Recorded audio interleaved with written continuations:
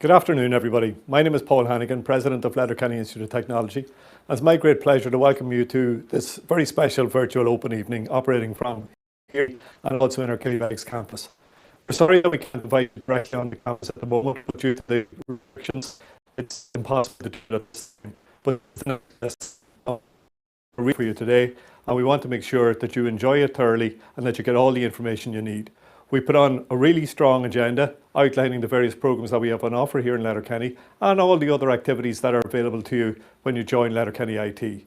We're very strong in terms of our course provision here. We've worked very closely with industry to develop a strong suite of programs, and we have them available at all levels, 6, 7, 8, 9 and up to PhD. We're also moving into apprenticeship provision here, which is operating activity here in the college. And also we're working with partners in IT, Sligo and GIT. So in September of this year, we'll be graduating from a technological university. You have completed your program with us. So it's an exciting day for us. It's one that we want you to share with us. We're delighted that you're taking it with us.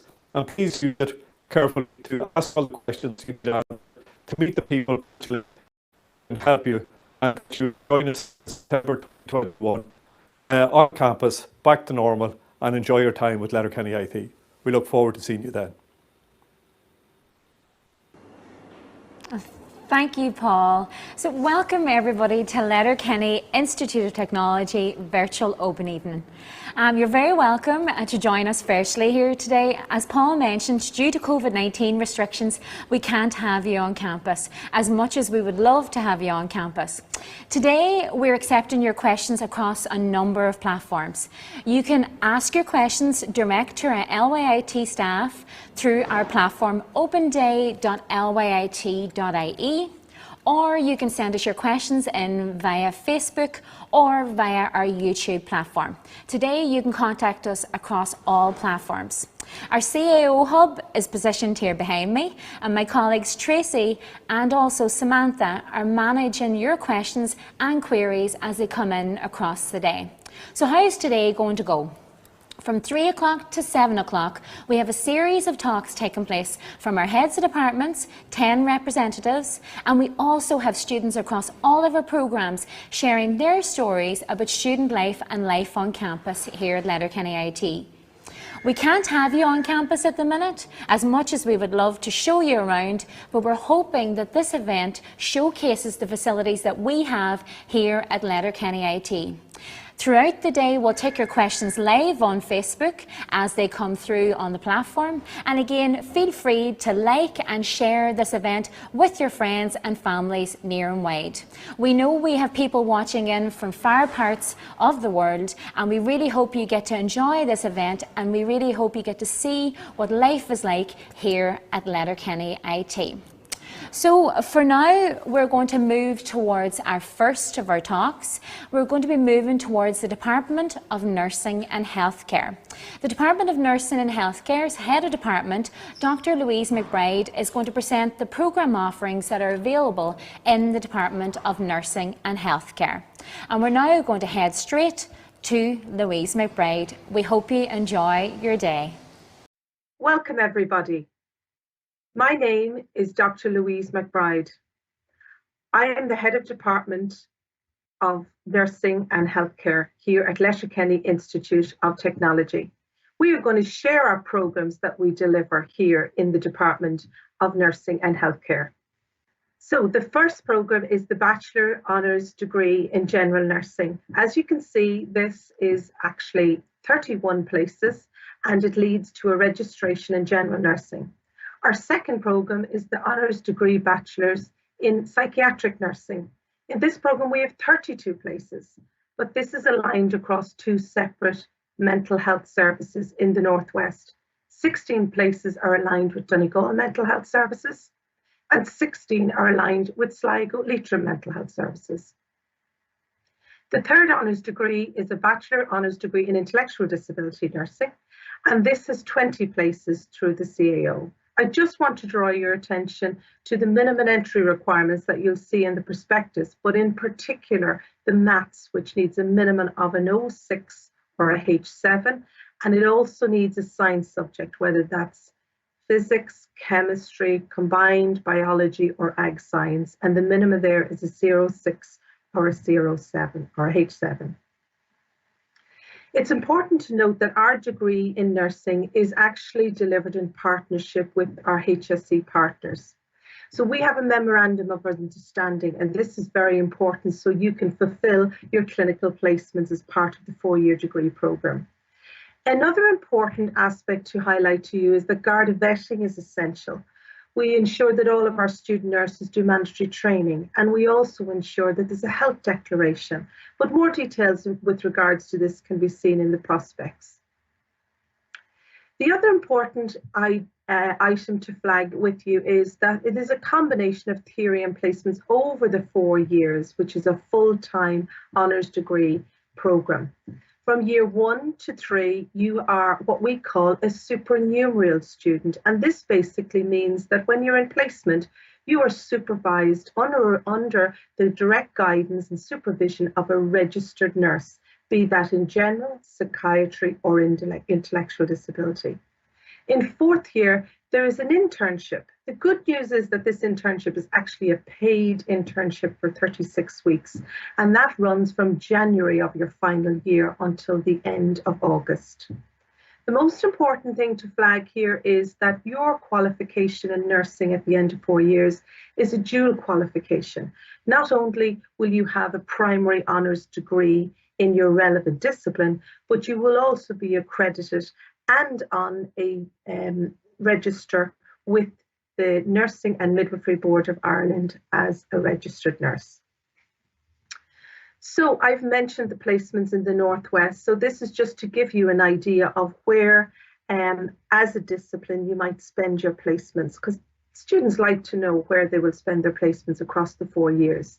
So as you can see here in general nursing, predominantly most of your placements will be done in the Letterkenny University Hospital, here based in Letterkenny.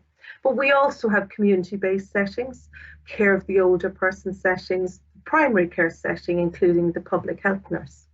In psychiatry, as I've mentioned, it's split over Donegal and Sligo Mental Health Services, 16 in each. So it's a combination of the acute approved centres in both of these areas and also specialist settings, including recovery, community, mental health, and so on.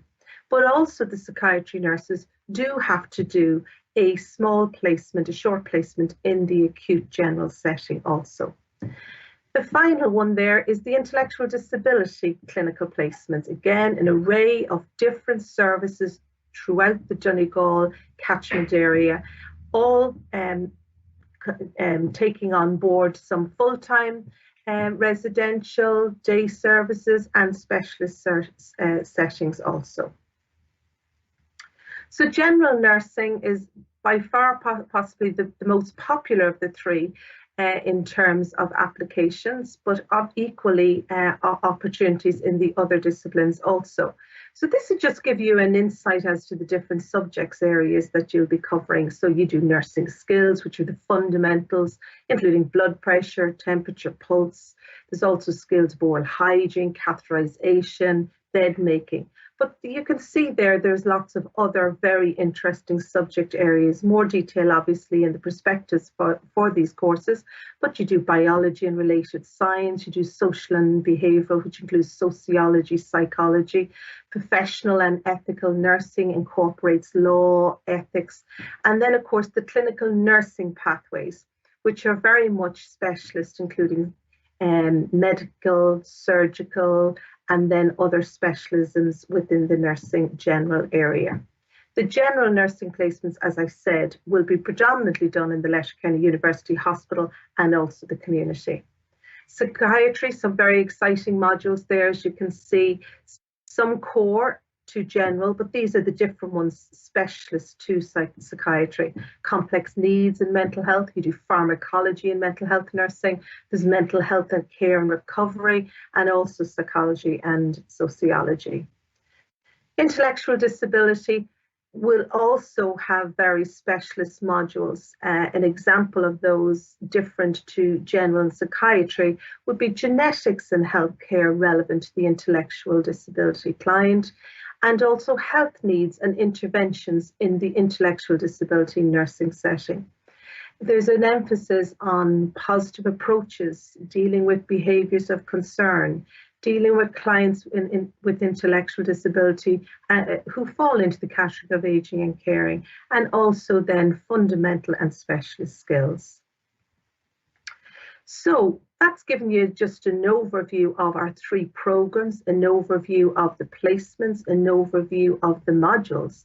But why would you or should you choose nursing here at Letterkenny Institute of Technology? Well, this is just a couple of our unique selling points. We do pride ourselves in having small class sizes. So as we've already identified, we have 31 places in general, we have 32 in psychiatry, we have 20 in intellectual disability. So our lecturers really get to know you as a student for not just the duration of 1 year, but across the 4 years. So we pride ourselves on that small class size ratio and the connectivity that we have with our students throughout the 4 years. We have a very excellent and well-established connection with industry, in this case, the health service executive, but also the private sector and the nursing homes of Ireland and the community hospitals throughout the Northwest and Donegal.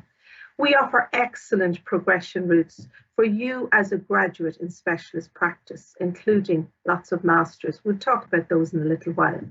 We have state-of-the-art clinical skills labs, simulation equipment, which affords you an absolute perfect opportunity to actually learn in a simulated hospital environment. And that practical learning is absolutely essential. Experienced lecturing staff, as I said, is also a unique selling point. And absolutely the most important thing is we have a 100% employability record for our postgraduates once they qualify.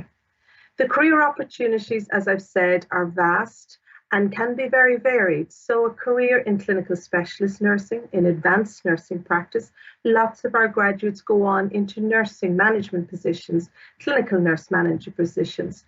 Some follow the educational route or indeed research pathways.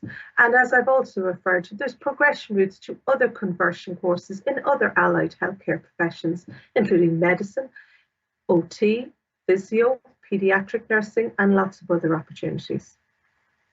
The follow-on courses for our graduates in nursing include a Master's in Advanced Health and Social Care, a Master's in Therapeutic Interventions and Drugs, and we have a new programme that we will be running in collaboration with the consortium IoTs, a Master's in Professional Nursing Practice. There's also lots of postgraduate specialist and master's programs in other colleges here in Ireland and abroad. There's lifelong opportunities within our department for continuing professional development, including acute medicine, emergency nursing, foundations of ageing and caring.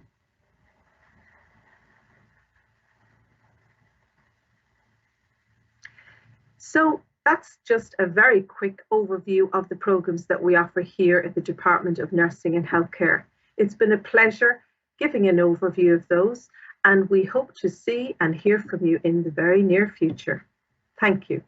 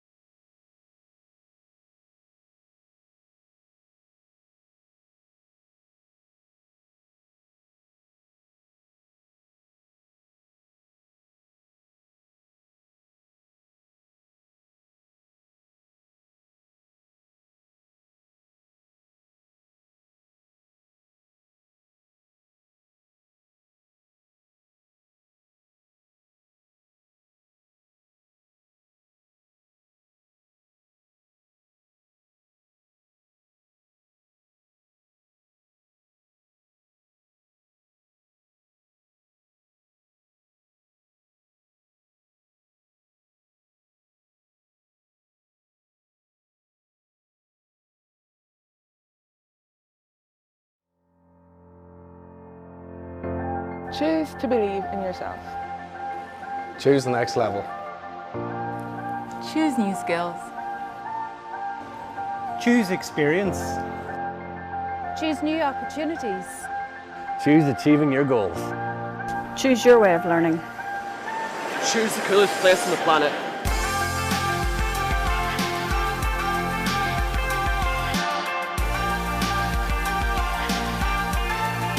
Choose your career.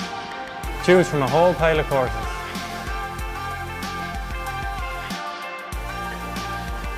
Choose to work out. Choose to scale new heights. Choose community. Choose your future. Choose LYIT.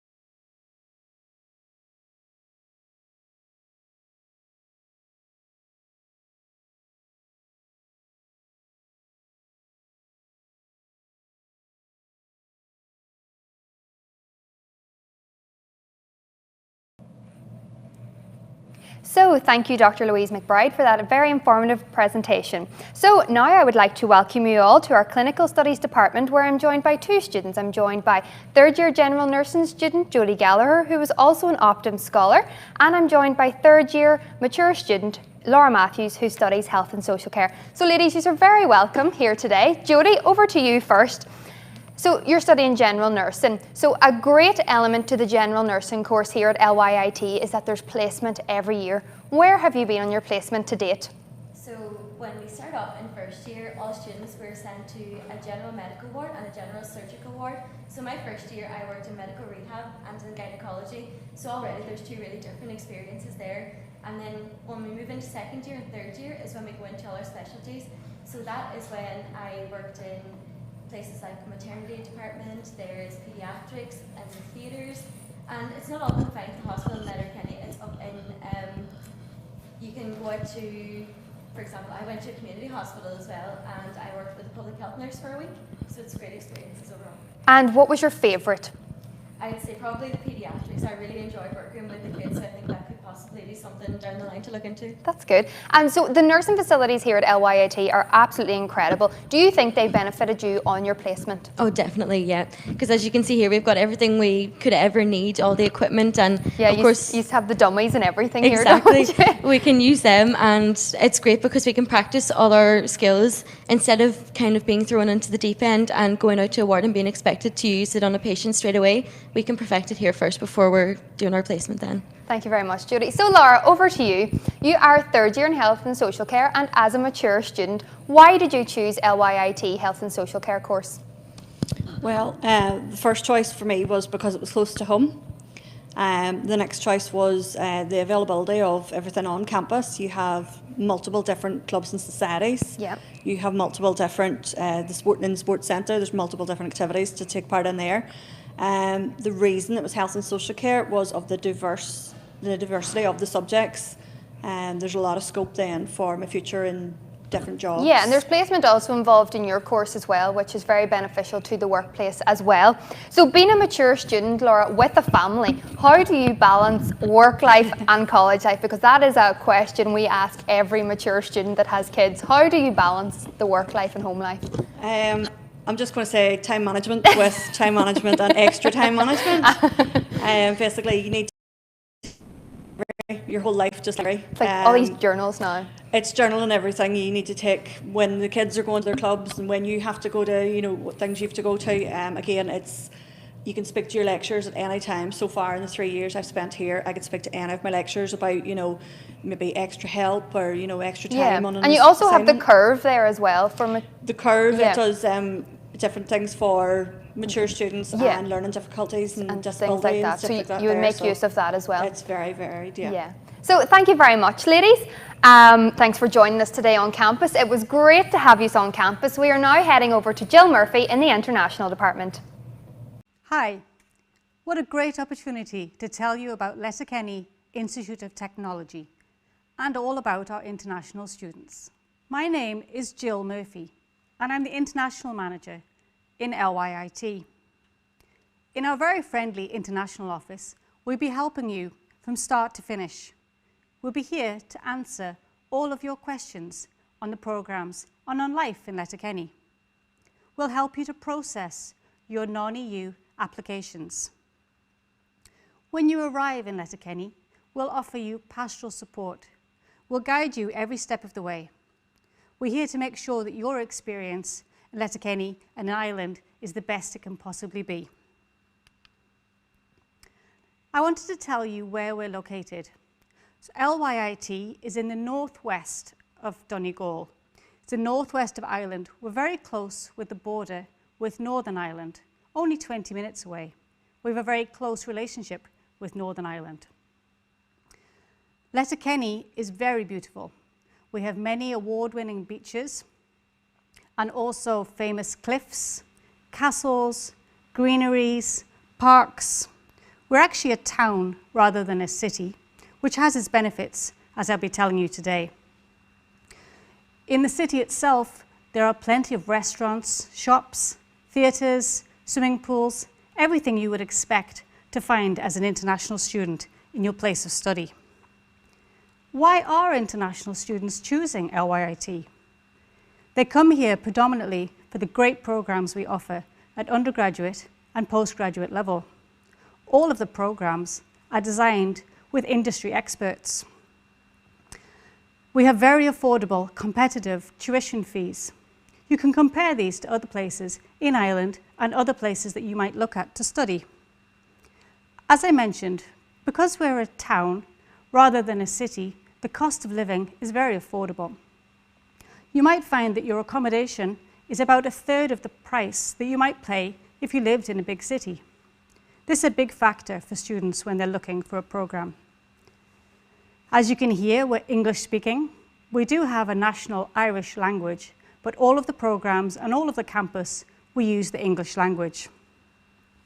We have an extremely vibrant international community on the campus and in the local town of Letterkenny.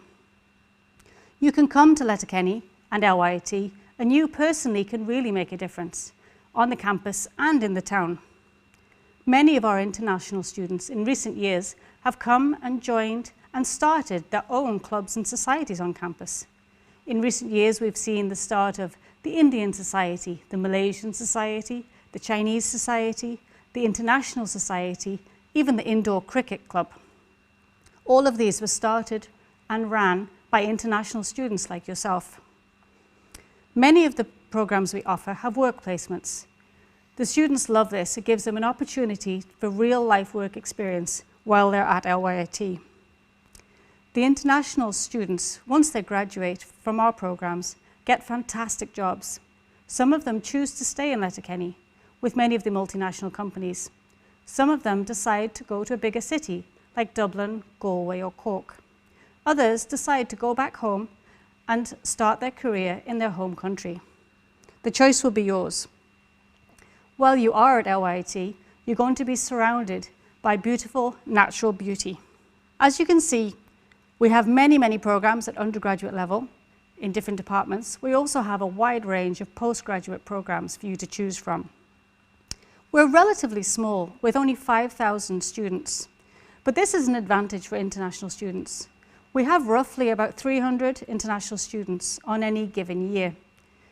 That means that you are more than just a number. You're part of a group of people. You'll get to meet a lot of Irish people. You'll mix with your Irish peers. You'll mix with the community.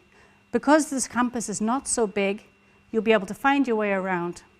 You'll be able to walk from your accommodation to campus. You won't have to rely on public transport. Every year we welcome students from a range of countries across Europe and across the world. Usually we have students from at least 20 different countries on the campus at any one time. This gives such a vibrancy to the community of LYIT. We have a very active international student ambassador program that every year students can apply for and be part of. Part of that ambassador program is cultural diversity and embracing your own cultures and the Irish culture.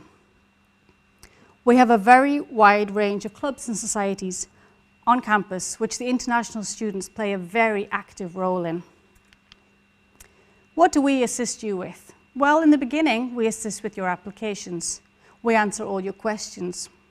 We help you with your visa applications. We tell you about the accommodation options, where you might stay. We talk about your transfer, your arrival. How do I get here? We answer all those questions. How do I make friends? We even answer those questions and point you in the right direction. Sometimes English language can still be a challenge once you're here, but we point you on the way, we give you guidance and extra classes and support if you need that. The clubs and societies, of which there are many, might not be the ones you want. You'll have the opportunity to start one of your own if you so wish. Once you've finished your studies, there's a great careers service here that will help you look for your perfect dream job. Or you might wish to do further study. We can help with that too. One of the main things we do is to help you celebrate your culture on campus, whether it's Diwali, Holi, Chinese New Year. We enrich the campus by celebrating your culture with you and also by exploring our culture with you, the Irish culture.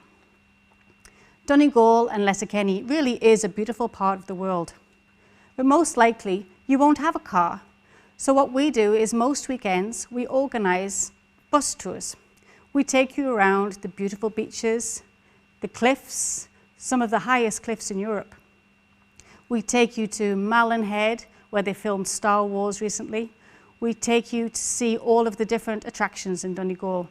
You'll be really amazed at the beauty. Donegal is also famous for its water sports and surfing, canoeing. You will have an opportunity to try all of these things.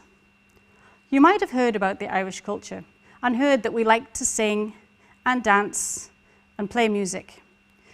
So when the Irish want to meet you and when you come on campus, we'll organise an event where you can learn some Irish dancing for yourself. This is always great fun every year. Donegal is part of the Wild Atlantic Way, with some of the most stunning coastline in Europe. You'll get a chance to see all of this when you come. Ireland has a wide range of multinational companies, some of which are located in Letterkenny itself, others in nearby cities. Ireland is seen as the hub for companies, for multinational companies. They use Ireland as their European hub. For this reason, many students come here because they see this as the gateway to their career and getting access to these companies. Okay, well, how am I going to apply? We have a dedicated online site for you to apply as a non-EU student. Non-EU apply.lyit.ie. This will take you through the process of how to apply. It costs €20 to apply. You'll be guided through that also. When you apply, you can choose up to 3 programs. It only takes about 10 working days for you to get an answer to your application. Hopefully that will be an offer to 1, 2, or even 3 of the programs of your choice. It's a very smooth process. You're probably wondering how much it costs to come and study in this wonderful place. The standard fee for non-EU students is €10,000 per year. We do offer a very wide range of discounts and scholarships. When you get your offer letter, you'll see the discount that's been applied to you. European students may be part of Erasmus, and they may come through the Erasmus process. Or you may not be an Erasmus student, but still be from Europe, in which case you will apply directly through admissions. You can contact us for further details. I'd now like to play a short video. This great video was made and produced by our international students in 2019, and it shows the stunning life that they have on campus.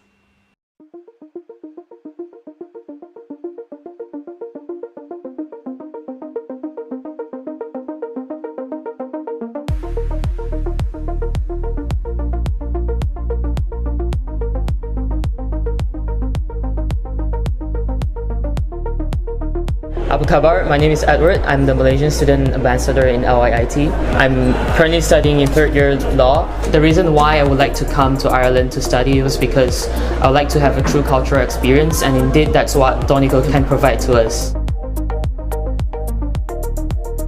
Gia Ditch, my name is Victoria, the President of the International Society here in the LYIT, and I'm here today to tell you why you should choose the LYIT. In 3 words: fun, friendly and affordable.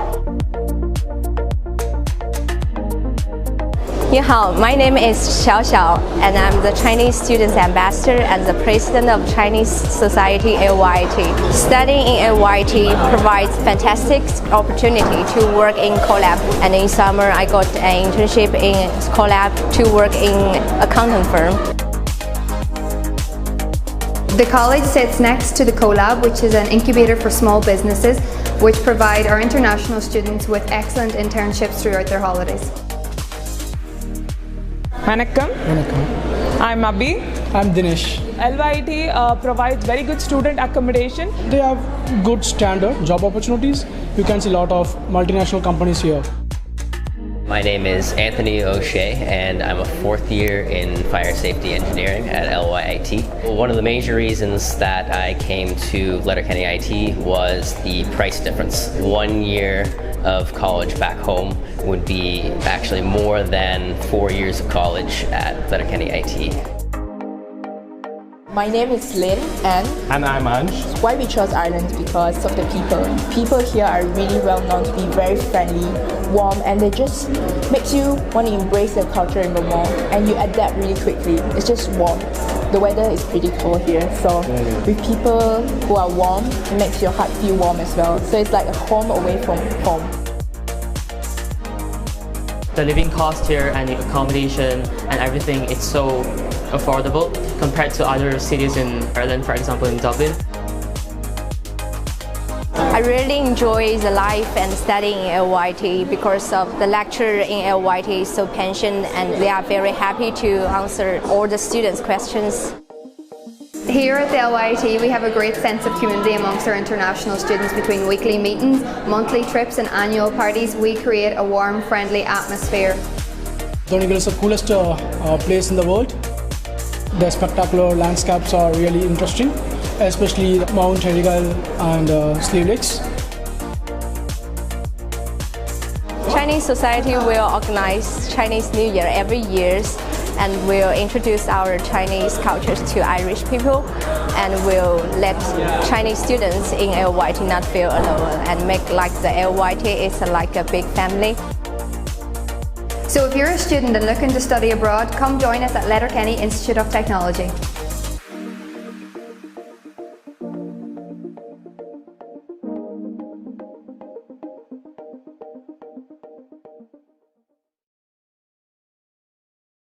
We're currently producing a website that's dedicated for LYIT international students. This site will be ready soon. It's full of blogs, testimonials, videos, stories, funny photographs, and experience of international students at LYIT. We'll be sharing this on our main website, so you'll be able to find the link there soon. We'd love you to get in touch with any questions you have so that we can help you on your way. Feel free to contact us using our international@lyit.ie email address, or you can find us on Facebook, Instagram, Twitter, or on WhatsApp. We look forward to hearing from you and hopefully one day soon welcome you into the LYIT international family. Thank you for your time. Thank you so much and welcome back. We hope you enjoyed that talk from Jill, and thank you so much Jill and Lynn and Edward and Vikram for joining us today here at LYIT.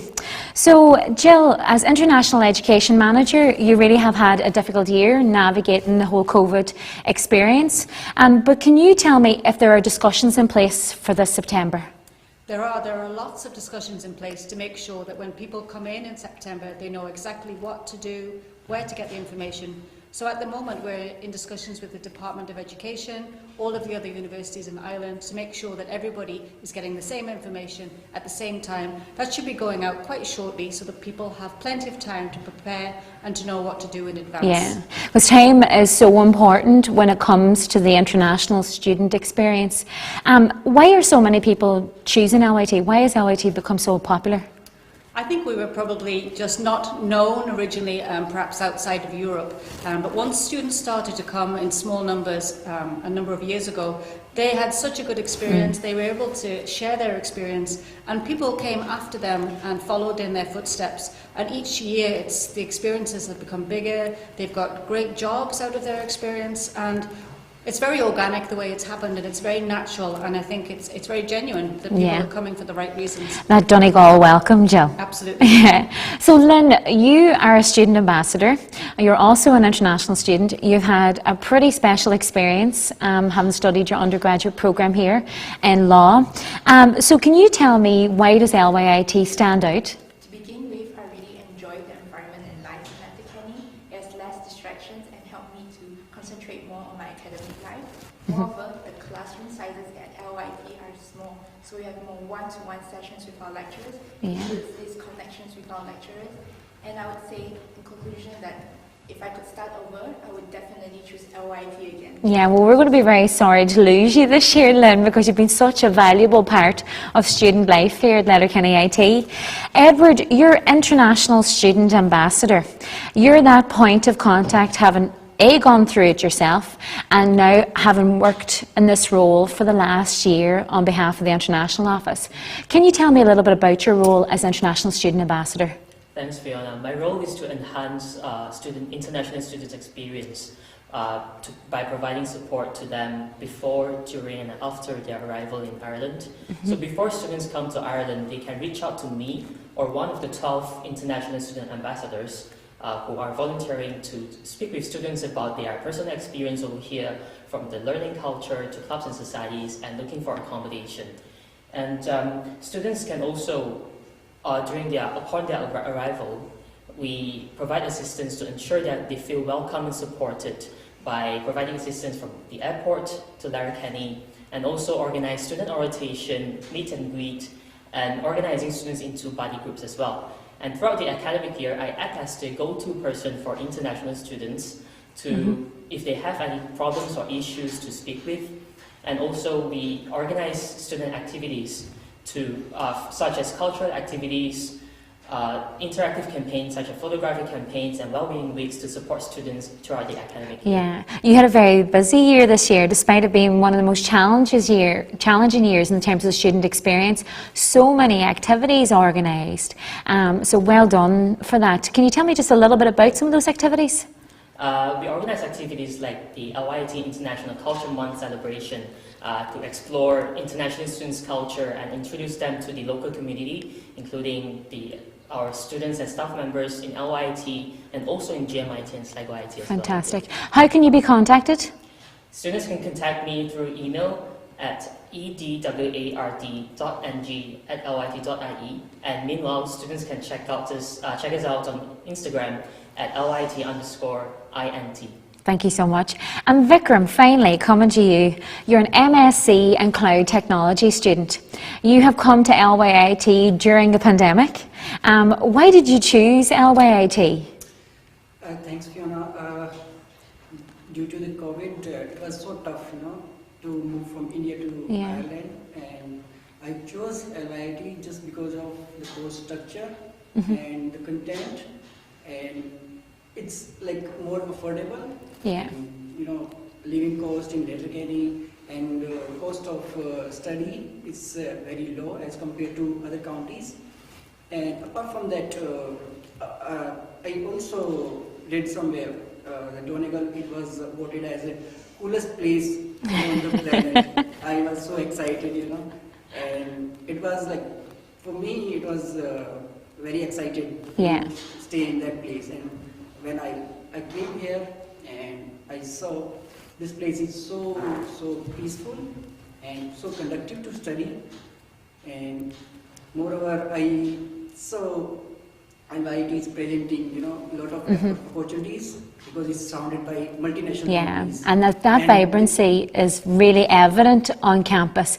And you apply, just to be clear to everybody that's watching today, you can apply to come to LYIT by visiting non-EU-apply.lyit.ie. So thank you so much, Vikram, Edward, Jill and Lynn, for joining me today. We're now going to head over to Dr. Gail Cummins, Acting Head of Early Education and Social Studies, for an overview of the programmes available in her department. Hello, I'm Dr. Gail Cummins and I'm the Acting Head of Department of Early Education and Social Studies. I'm absolutely delighted to have this opportunity to talk to you today and to showcase the programmes that we have on offer in our department. These include programmes in health and social care, in early childhood care and health education, in applied approaches to childhood autism, and in counselling studies. The Department of Early Education and Social Studies is a relatively new department. Up until quite recently, our programmes were offered by the Department of Nursing and Health Studies. So this is a really exciting time for us all, for both our students and staff alike. The new department is as a result of the success of and the demand for our programmes in recent years, and it now affords us another opportunity to further specialise in the area of education and in health and social care. So throughout the remainder of this video, my colleagues and I will now provide you with a more detailed insight into the programmes that we offer. So welcome to the Early Education Playroom. This is where our early childhood care and health education students complete the practical components of their modules. So let me tell you a little bit more about our ECI programme. We offer the Early Childhood Care and Health Education programme as both a 2-year higher certificate Level 6 programme and also as a Level 8 4-year honours degree. Students who successfully complete the higher certificate can progress into Year 3 of the BSc programme. Both programmes will equip students with the necessary knowledge and skills to work effectively with young children in an early education and childcare capacity. Throughout the programme, students complete a range of both core and specialist modules, including modules in professional scholarship, Irish law, education and play, curriculum studies, and outdoor play and risk mastery, to name but a few. Early education is a rewarding and inspiring career path, and it provides opportunities for our graduates to work in a diverse range of fields. Typically, our graduates find employment in public and private childcare facilities, in special needs as specialist advisors, and some students have gone on to become primary school teachers. At this point, it's important to note that LYIT affords its students an opportunity to complete a diploma in Irish, which is accredited by NUI Galway, but is delivered locally by us. Placement is an essential component of our programmes, and it allows our students to apply the theory that they're learning in lectures into real-world practice. In years 2 and 3 of the BSc programme, students complete 13 weeks each year in placement. Students can opt to complete their placement at Queen Maud University in Norway in Year 3 if they wish to do so. There are also further opportunities to complete placement in Year 4 or to undertake an independent learning project. There are so many reasons as to why you should choose the Department of Early Education and Social Studies to further your education. As you can see, our facilities on campus are impressive and modern and are expertly equipped and designed to enhance your learning experience. For example, this is one of our clinical skills rooms where our health and social care students complete their human health and physiology practicals. Our ethos in the department is to drive academic excellence whilst providing career-focused practical experience. All of our programmes are delivered by subject experts, and this ensures that our programmes are up to date and provide you, the student, with the best opportunity to progress in your professional career. Placements, as I mentioned, are an essential component of both our health and social care and our ECI programmes, and we work closely with our industry and academic partners, both nationally and internationally, to provide our students with fulfilling placement opportunities. So as you can see, the opportunities that our programmes offer are diverse and wide-ranging, and whatever your area of interest, our programmes will ensure that you have the necessary skills to pursue it. We also take pride in our student engagement, and we have a strong commitment to student-staff relationships, which enhances the overall teaching and learning experience. Research within the last 5 years has highlighted that nearly 90% of our students said that they would choose LYIT again if they could start their studies all over again.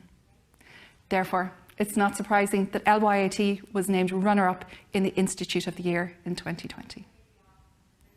2021 is a special year for LYIT as it marks our 50th anniversary. We've lots of success to celebrate over the last 50 years, and we're sure that the next 50 and beyond will be just as successful. And we hope that you will be part of that journey with us.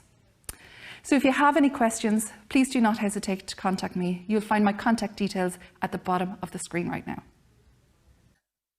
Hello everyone, my name is Dr. Grania Ketelar. I'm a lecturer here in LYIT and I teach mainly on the Health and Social Care degree programme. So I'd just like to tell you a little bit about that, give you a bit of an overview to help you in making your decisions about what course might be right for you. So the Health and Social Care course is designed to help you transform a lot of that energy and enthusiasm about helping people into, you know, a skilled professional. We've all learned from the pandemic that a lot of the frontline workers, or key workers as we've been calling them, are really important. So if you're interested in signing up to a health and social care degree, then you know you're interested in being that kind of person who puts themselves on the front line. And it says a lot about what your intentions are and what you value in life. We have graduates from the programme working in the HSE, working in TUSLA, working in the community and voluntary sector, supporting families, supporting children, supporting people across the entire lifespan, and particularly where people might have, some difficulties and some challenges in life. So just to give you a quick sort of overview of the program, the first year is all about setting the foundation. Okay, so we teach you a little bit about the legal context so that you can be a safe practitioner for yourself and for the people that you might be working with. We make sure that you're up to date and have a good grounding in understanding anatomy and physiology. At the end of the day, if you're helping people who are having difficulties in life, it's because something has gone wrong, with their systems, maybe in mental health or maybe physical health. So having an understanding of the origins and the causes and the symptoms of some of those things is really important.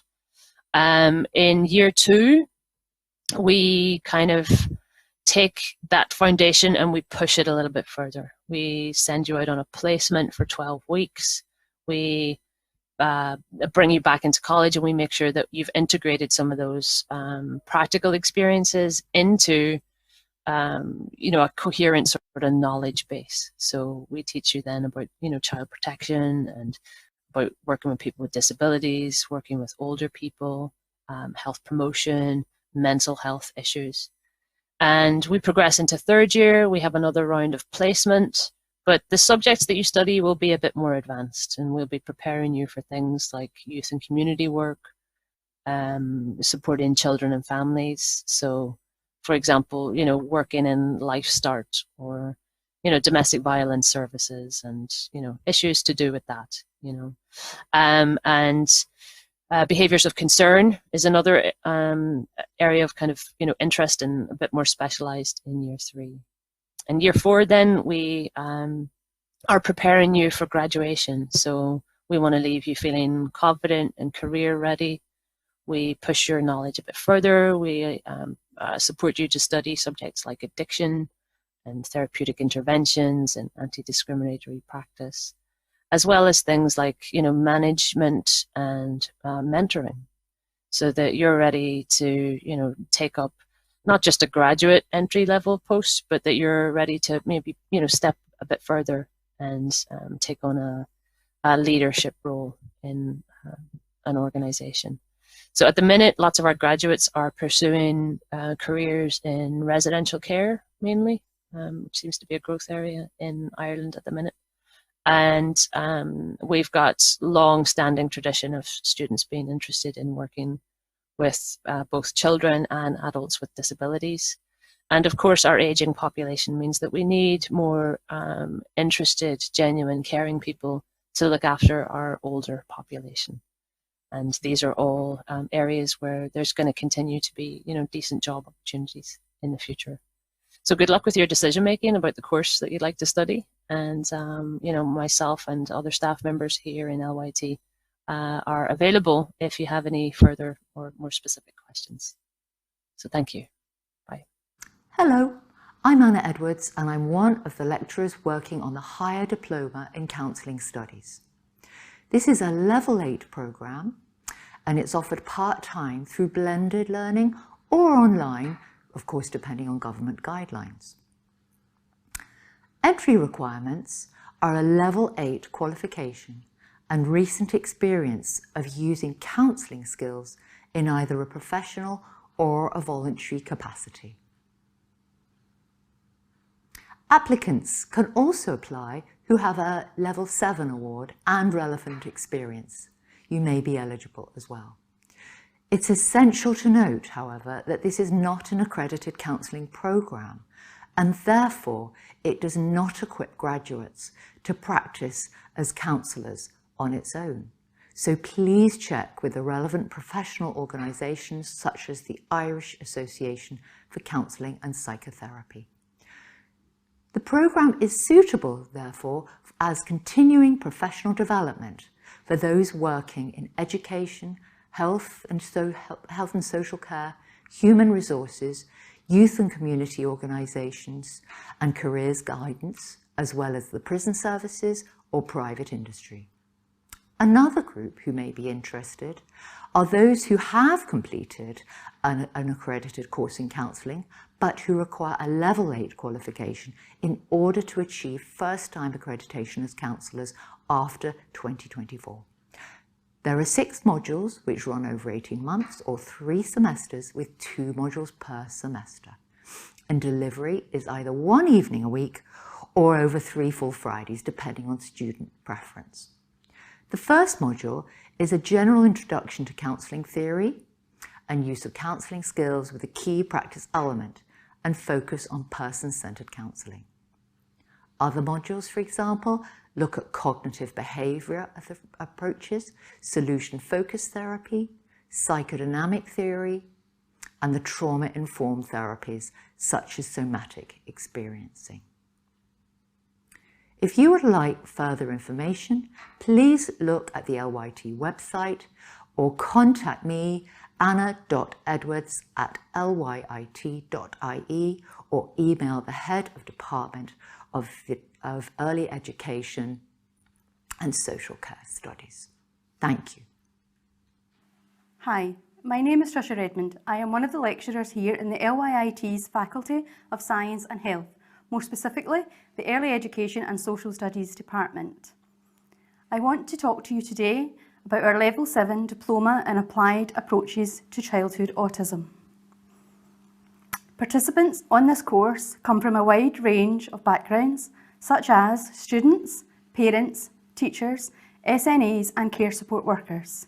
Maybe you come from one of these fields, or maybe you have just an interest in learning more about autism. If so, this could be the course for you. To enrol in this course, the minimum entry requirement is a Level 6 higher certificate or equivalent qualification.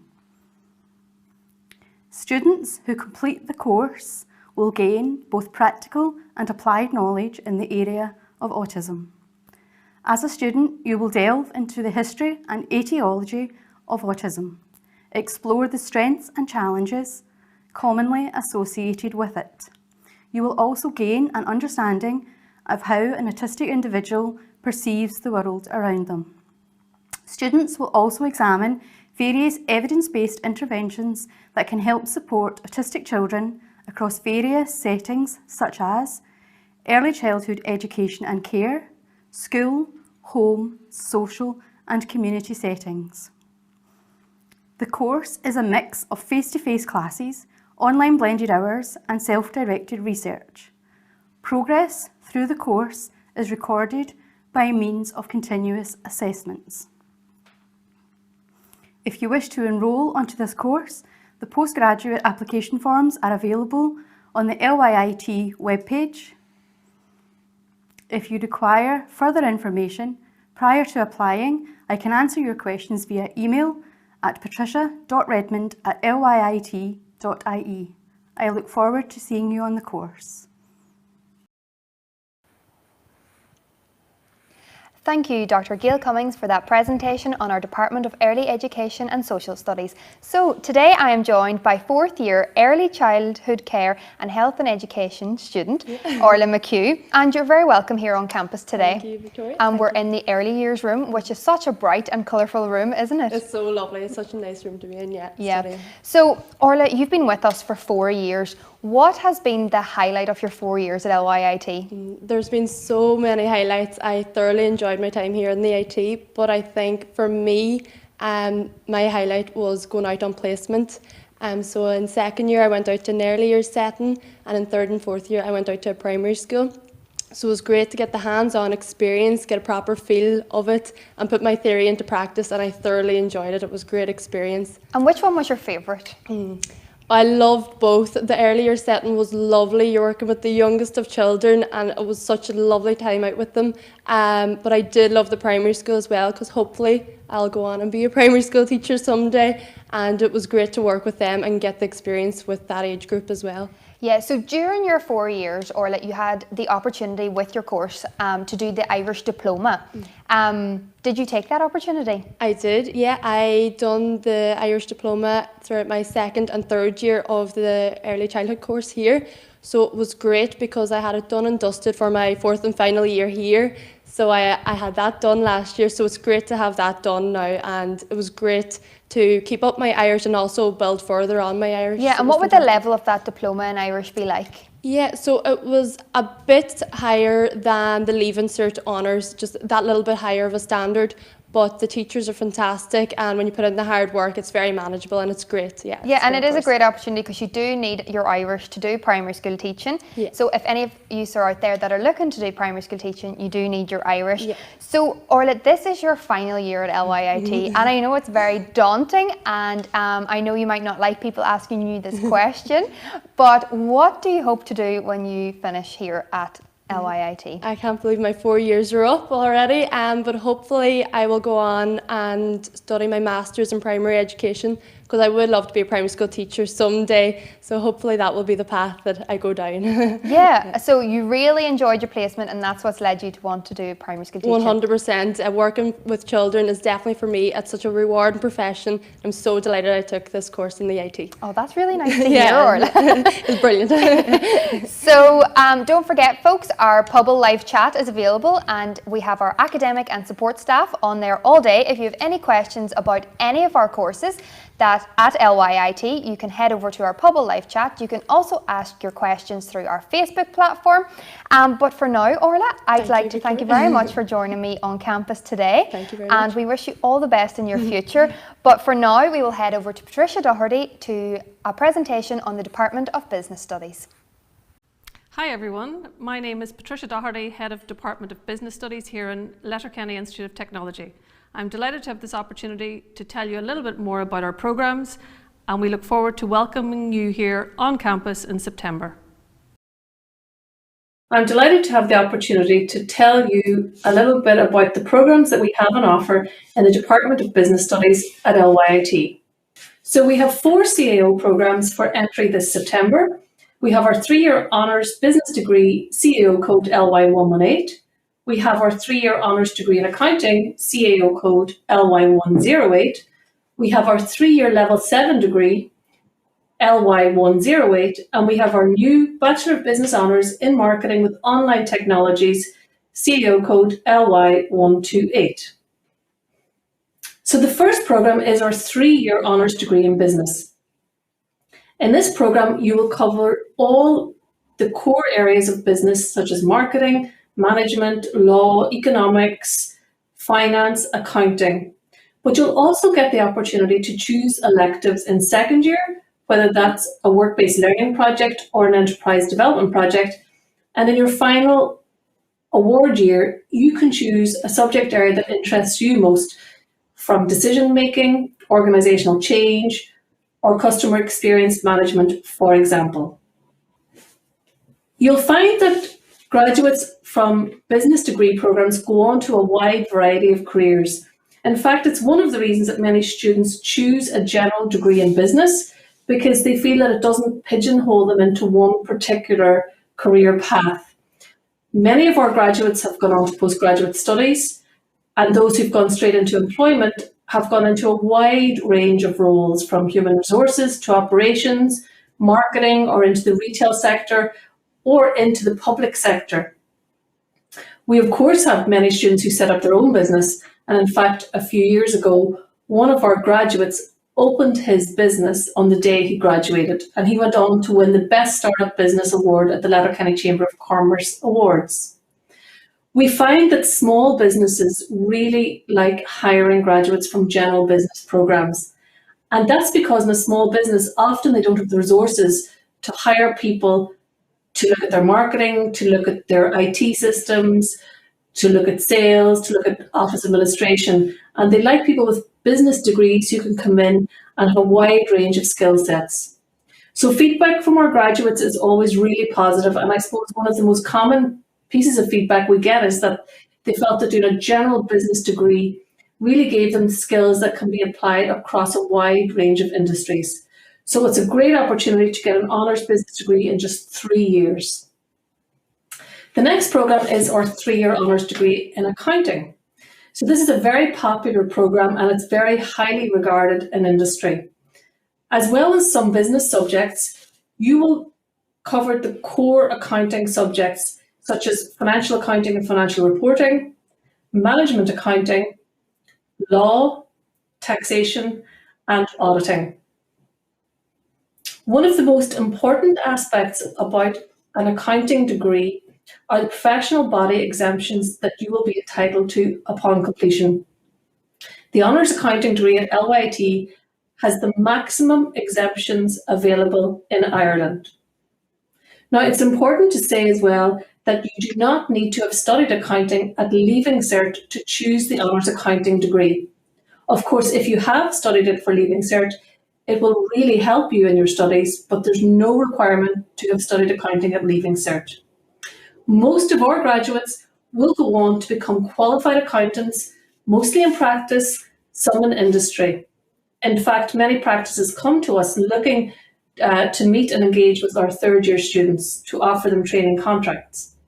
Other students have gone on to work in financial services, in investments, banking, or taxation.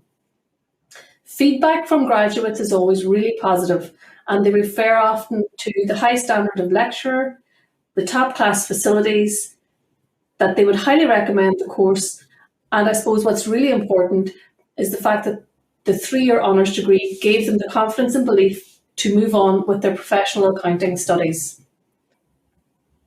The 3-year Level 7 programme that we offer is such a good choice for people who know they would like to study business but are just not sure which aspect of business they would like to specialise in. Everyone in Year 1 and 2 of the programme will cover a wide range of subjects and will get the opportunity to try modules in marketing, management and accounting. At the end of Year 2, you'll be asked then to choose your area of specialism. And a really important thing to know is that regardless of which specialism you choose, you can continue on then and do one more year to get your Honours Level 8 degree.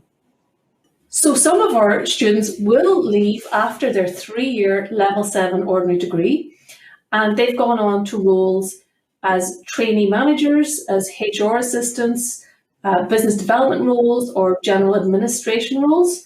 Those that have completed the Bachelor of Business and Marketing have moved into marketing roles, and more recently, more and more in digital marketing roles.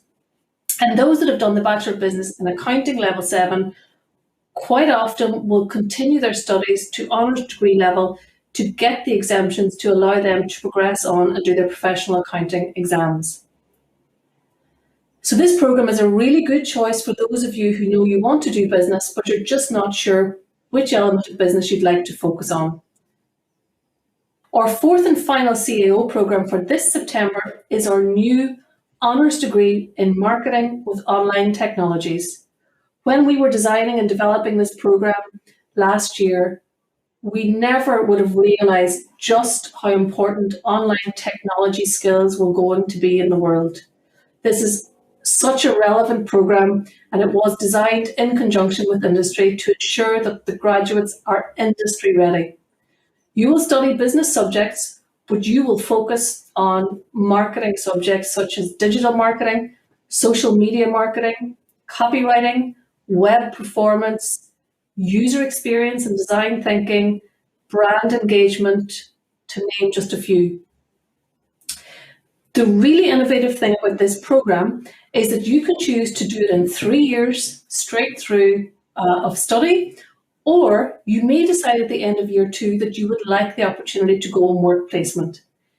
You will have the opportunity to do a 1-year work placement, come back and complete your degree, and you will graduate then with the Bachelor of Business Honours in Marketing Practice with Online Technologies. Career opportunities are wide and vast at the moment for graduates with these types of skills, but you can expect to go into roles as a marketing manager, brand manager. You may move into consumer insights or social media analysis or brand communications. There are a multitude of roles today for people with these skills. So it's a programme that we're very excited about, and we really look forward to meeting the first students on this programme in September. The Department of Business Studies has a wide range of part-time and online programmes. These are just a snapshot. In terms of part-time programmes, one of our most popular is the Bachelor of Business Honours degree. This is a part-time degree programme which people can take in just 3 to 3.5 years. It's really for those people who never got the opportunity to progress on to third level study after school, and it's something they've always wanted to do. It's a very popular programme and it's designed around the more mature learner who we know is juggling many things, and sometimes people are juggling home life with work life with their study.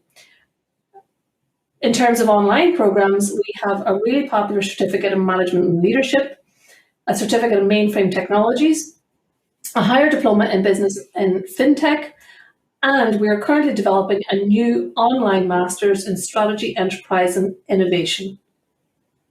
In terms of postgraduate programmes for this September, we have our Masters in Accounting programme, which I'll tell you a little bit more about soon. We have our higher diploma in business and fintech.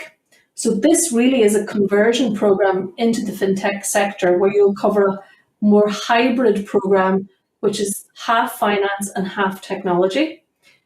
We have our Master of Science in Innovation in Fintech, which is targeted at people already working in the fintech sector. And you'll find out more about these programmes on our website. And we have our new Masters in Strategy, Enterprise and Innovation starting in September. We also have 2 executive masters in the Department of Business Studies. One is targeted at senior managers in the public sector and starts in January each year. And the other is targeted at senior managers in the private sector or Master of Business, and that starts every 2 years. The Masters in Accounting is a 1-year full-time master's programme that graduates from undergraduate accounting programmes progress onto. If you do the Masters in Accounting, the programme is completely aligned to the final stages of the professional accounting body exams. The Masters really does set accounting graduates apart from their peers, and a key element of the programme is the work placement. Not only does it ensure our graduates are work ready, it often leads to full-time jobs for the students. We know, because of the feedback we get from industry, how good our graduates are. The programme is really highly regarded by employers. On the right of your screen, you'll see some feedback from industry. Practices give our programme a really strong recommendation, and they've often said to us that it's a really important addition to third level education in the Northwest, and many practices hire our students and come back to us year after year looking for new graduates. The bottom right is some feedback from students themselves, and quite often what we're seeing now are students who may have completed their undergraduate degrees in Galway or Dublin come back to Donegal for 1 year to complete their masters. And I suppose the last comment there in itself sums it up. I really enjoyed studying at LYIT. It is top class. And lastly, I'd like to tell you a little bit about our new Masters in Strategy, Enterprise and Innovation, which we are currently designing and hope to have validated in the coming weeks. This programme is targeted at anyone who studied business or something equivalent at undergraduate level. It is 100% industry focused and has been designed in conjunction with industry. In fact, based on industry feedback, we have included modules such as innovation, HRM 4.0, organizational transformation and data analytics. And the really good thing about this Masters is that students can choose whether to complete a dissertation or a work-based learning research project to complete their Masters. So delivery is flexible and online, and we look forward to welcoming students onto this new Masters programme in September. So thank you for taking the time to listen to this presentation. If you have any questions about any of the programmes that were mentioned here, or you'd like to find out a little bit more about them, please visit www.lyit.ie. Thank you. Thank you, Patricia, for that overview of the Department of Business Studies and the programmes available in the Department of Business Studies. So we're here in one of our lecture theatres on campus, and today we're joined by 2 of our students from the Department of Business Studies. We're joined by Maureen Sweeney, and Maureen's a Bachelor of Business Honours student, 2nd year, and we're joined by Jaheen Amen, and she is an MA in accounting student at Letterkenny IT. So thank you so much for joining us. So Maureen, I want to go straight to you. You're a second year Bachelor of Business Honours student. Can you tell me a little bit about your programme and what you've enjoyed the most? Yes, so it's a 3-year programme. I've just actually finished second year yesterday, so all done for the summer now. It's kind of a brief, gives a good overview of all aspects of business, covers everything from management, accounting, operations, human resources, marketing. Just a really good course for anyone who's not really sure what they're looking to do, like myself, because you get a bit of everything in it. Yeah, so your plans post-graduation, what are you thinking about in the future? Well, at the moment I'm kind of looking into masters for when I finish within LYIT, so I've been looking up a few of the ones that are provided here, and then after that I'm not too sure yet. Yeah, but you've plenty of time. Well, you're kind of going through it fast now. Finished second year into the final year of the Bachelor of Business Honours, and it's an extremely popular programme, and as you mentioned, the opportunities to go into multiple careers are there, and that's what's good about a broad business degree, is that you have so many options to progress into multiple areas. So Jaheen, you are an MA in accounting student. You have been an undergrad student here and a postgraduate student here. So can you tell me a little bit about, I suppose, your time? Have you enjoyed your time at LYIT? Oh yes, definitely. I really enjoyed the both program because really my lecture they are very, very helpful, and administration did really a good job like during the COVID to support us, you know. This program is very structured and like rich, and that's why like we were trained in the latest accounting software, which the employer they really admire this and respect this degree. So like it was really, everything was excellent. Yeah, the programme, the MA in accounting, has such respect nationally, internationally, and you mentioned to me a couple of days ago that there are students from all over the world in your programme. Correct. Straight after my bachelor honor, I got like the maximum exemption, like from a chartered accountant, which is the maximum, like you can guess internationally. Very delighted. Yeah, and now you are doing the MA, which has a placement. So you're preparing now to go out on work placement, isn't that correct? Correct. So the work placement is a mandatory model in this master, and but this is like a stepping stone for a career. Like there is some of my classmates they already got the place in that with employer, so which is helpful. Yeah. Even if you didn't get place, like it's really help you to get place somewhere else. Yeah, that's fantastic. And I'm going back to that. There's people from all over the world in your class? Yeah, this year is like we are 17 people, and like most of them they are international, like Mexico, America, Germany. There is lots of students from all over the world. Yeah, and the fact that it has the most generous exemptions as well when it comes to accountancy makes a massive, I suppose, deal when it comes to choosing a programme if you are coming from particularly maybe outside Ireland and considering a master's programme. So you're going to follow in the footsteps of Jaheen. You're going to continue with master's studies, Maureen, at LYIT. Yeah, there's a lot of them on offer. So good. And there's a new master's programme coming, as Patricia mentioned, and coming on track. So in terms of, I suppose, both of yourself, I would like to wish you all the best for the future, and the best of luck to you now on your placement. We're going to now head over to Siobhan Cullen. She's the head of the Department of Law and Humanities, and she's going to give us an overview of programmes available in the Department of Law and Humanities. Hi, I'm Siobhan Cullen, Head of Department of Law and Humanities here at LYIT, and I'm delighted to tell you a little bit about the Department of Law and Humanities, which is a diverse and really interesting department where our key CAO areas are law and sport, and I'm delighted now to present to you on both of those areas today. So, starting with law, we have a long history of legal education here at LYIT. We've had a law degree for 23 years. So we've two CAO programs in law, the first being our Law with Criminal Justice Level 7 program. This is a 3-year program, and it is also a qualifying law degree when coupled with the add-on year. So there is an additional add-on honours year, which is a 4th year, and it becomes a qualifying law degree. Well, what does that mean? That means that this degree is recognised by both the the King's Inn and the Law Society of Ireland for graduates who want to go on to qualify as either a barrister or a solicitor. So our Law with Criminal Justice programme includes all those core law modules, but also criminal justice. So we look at victimology, we look at criminology, we look at various aspects of the criminal justice system, and that coupled with those core law modules really makes for a very interesting and varied degree programme.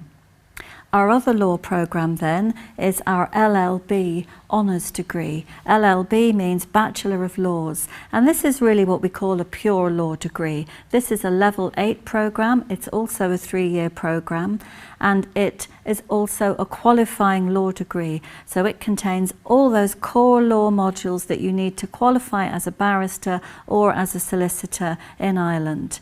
There are a number of other interesting areas of law also covered in this degree, some really topical areas like human rights and media law. So the LLB Level 8 is our 3-year programme, which is our other qualifying law degree. We also have a range of CAO programmes in sport, another area where we've a long-standing history of education here at LYIT. So our first programme I'm going to tell you about today is our Common Entry programme. So this is a Bachelor of Science in Sport and Exercise. It's a Common Entry programme in the sense that all learners take the first 2 years of the programme as Common Entry, and then in years 3 and 4 you specialise in one of 2 streams. And the 2 streams are performance and physical education, or PE. So this is essentially a 4-year programme, 2-year common entry, and then a specialism in whichever area you choose in years 3 and 4. So this is also a level 8 programme, and it's a Bachelor of Science award. And our second CAO programme in sport is our Higher Certificate in Sports Studies. This is a level 6 2-year programme, as well as covering many areas of interest in terms of sports studies, most of which are actually taught in common with the degree programme. This programme allows learners to either exit after those 2 years if they want to go and work perhaps in the fitness industry, or to bridge into the degree programme. And what I mean by that is that at the end of the 2-year Higher Certificate in Sports Studies, learners can choose to undertake a short bridging programme into year 3 of the degree programme, into either the performance or the PE stream. So our level 6 Higher Certificate in Sports Studies is a really interesting route for learners and a pathway into the degree programme, or for learners who are not sure if they want to commit to a full 4-year degree but are interested in exploring the area of sports studies. So I'm going to talk now a little bit more about each of those core areas in a little bit more detail. I'm going to start with telling you a little bit more about our law programmes and some of its key features. We have a great interest here at LYIT in experiential learning. And in relation to law, what we mean by that is we don't just learn the law, we do the law. So we do a lot of role play and simulation. Starting in first year, we have a mock trial, which we run in the local courtroom here at Letterkenny. This year, we actually managed to do it online. We also have a really successful street law programme, which is where in year 3, learners can choose to go out and teach law in schools. Quite often the school that they went to, they go back and teach law to TY students. The other option is a work placement in year 3, where you go into a local solicitor's firm for 1 day a week, for 1 semester, and really get a feel for what it's like to work in the legal profession and decide if you think that's a career choice that you're interested in. So as well as being a qualifying law degree that enables you to qualify as a solicitor or a barrister, this degree, both of our law degrees, also include a number of interesting and topical areas of law. We have family law, we have human rights, we have media law, and many of our graduates go into multiple careers in journalism and in other areas. I'm going to tell you a little bit more about our sports programs in terms of what those key features are. We have all of the 4 pillars of sports science covered in our BSc in sport and exercise, and those are strength and conditioning, exercise physiology, nutrition and performance analysis. If you have an interest in coaching, we have several modules in coaching in the program. It's a very applied program. We have a number of modules that run either here in our strength and conditioning suite or in our high performance lab, Sports Lab Northwest. Learners can choose to become fitness instructors because our degree is accredited by Reps Ireland. So on graduating, you have covered all the modules required for Reps Ireland accreditation to go and work as a fitness instructor. And the other feature of our program is physical education. So if you choose the physical education stream in years 3 and 4, we cover all the modules required by Teaching Council to ultimately become a PE teacher after postgraduate qualification has been obtained. So those include gym and dance, athletics and games, adventure and aquatics, to name just a few. So in terms of why you would choose to do law here at LYIT, as I mentioned earlier, we have a really long-standing history of legal education. We have an excellent lecturing team, most of whom are professionally qualified as solicitors and barristers, and others who have a doctorate in legal education. We have, although we have fairly large lecture classes, smaller relative to the university sector, we have small tutorial groups that really allow the peer learning and the one-to-one learning experience with your tutors.